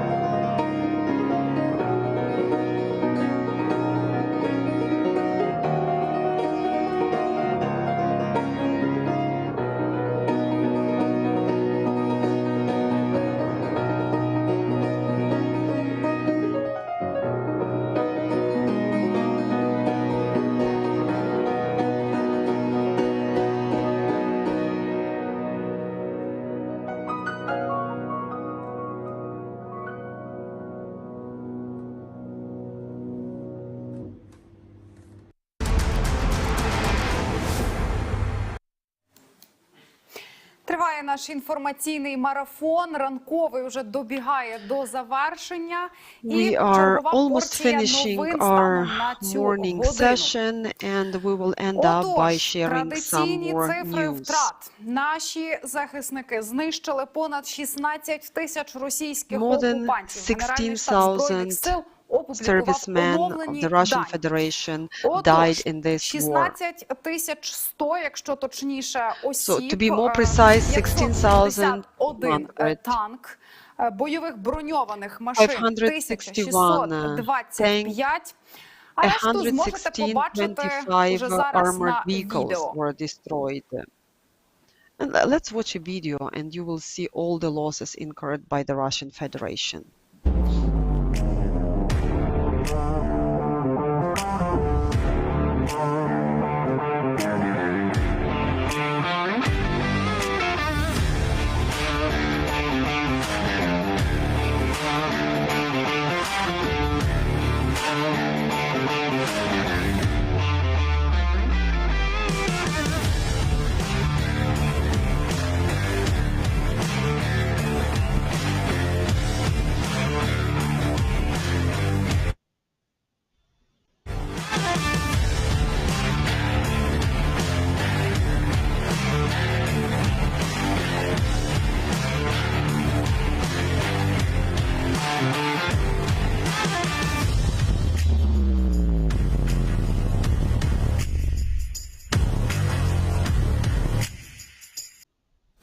Такі новини підіймають бойовий дух, а далі черговий фейк. Such news helps us поширює побрехеньку про raise нібито our утримання на Рівненській АЕС своїх атомників. І цю новину вже спростовує наше Міністерство закордонних справ і заявляє, що жодних російських фахівців атомників на станції не було і немає. nuclear power plant and they are trying to take control of the station. So that's fake news, we can assure you.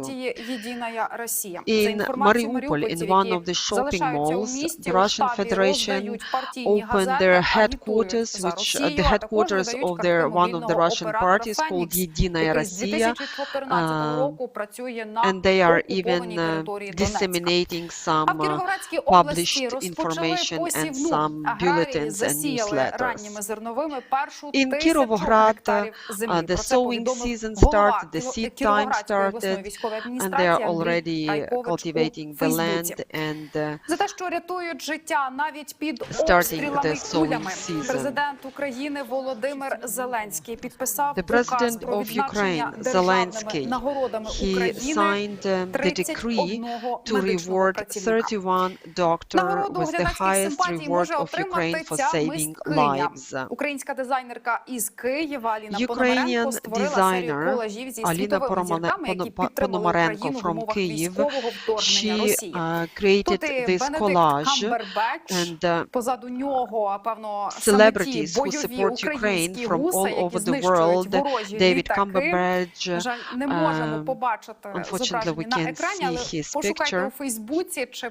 You can look up in the internet and you can see this creativity, these creative images. There is also Beckham family who are like farmers. So here the Beckhams who are ready to steal more Ukrainian tanks, Madonna. Ще буде такий доволі романтичний Ілон Маск. І наче Elon гуцули з бархами, quite romantic image. He looks like a Hutzul. Дуейн Джонсон. Jason Нас Statham підтримує and світ, ми Dwayne підтримуємо Johnson. одне одного. І We є are хороша supported новина, все менше і менше worldwide. українців People stand спілкуються with us. російською. Good Їх news навіть is немає that fewer and fewer 20% Ukrainians тих, speak хто Russian вдома these days. лише Less than російською розмовляє. 20% who speak Такою хорошою Russian at новиною home. я завершую цей інформаційний блок. І That was the ранковий last марафон news from «Усе буде me. Україна». Ми That's the end обов'язково of our morning переможемо. session, of Мирної our вам news п'ятниці, marathon. мирних та We are going спокійних to win this вихідних, а в war. понеділок знову Have a побачимося. nice, Слава Україні, peaceful слава Friday. нашим Have a героям, слава nice, peaceful кожному із вас, weekend. хто Glory to захищає Ukraine, наші glory to кордони на all of своєму our фронті. heroes, and Побачимося. glory to all of you who are defending our country where you are. See you next week.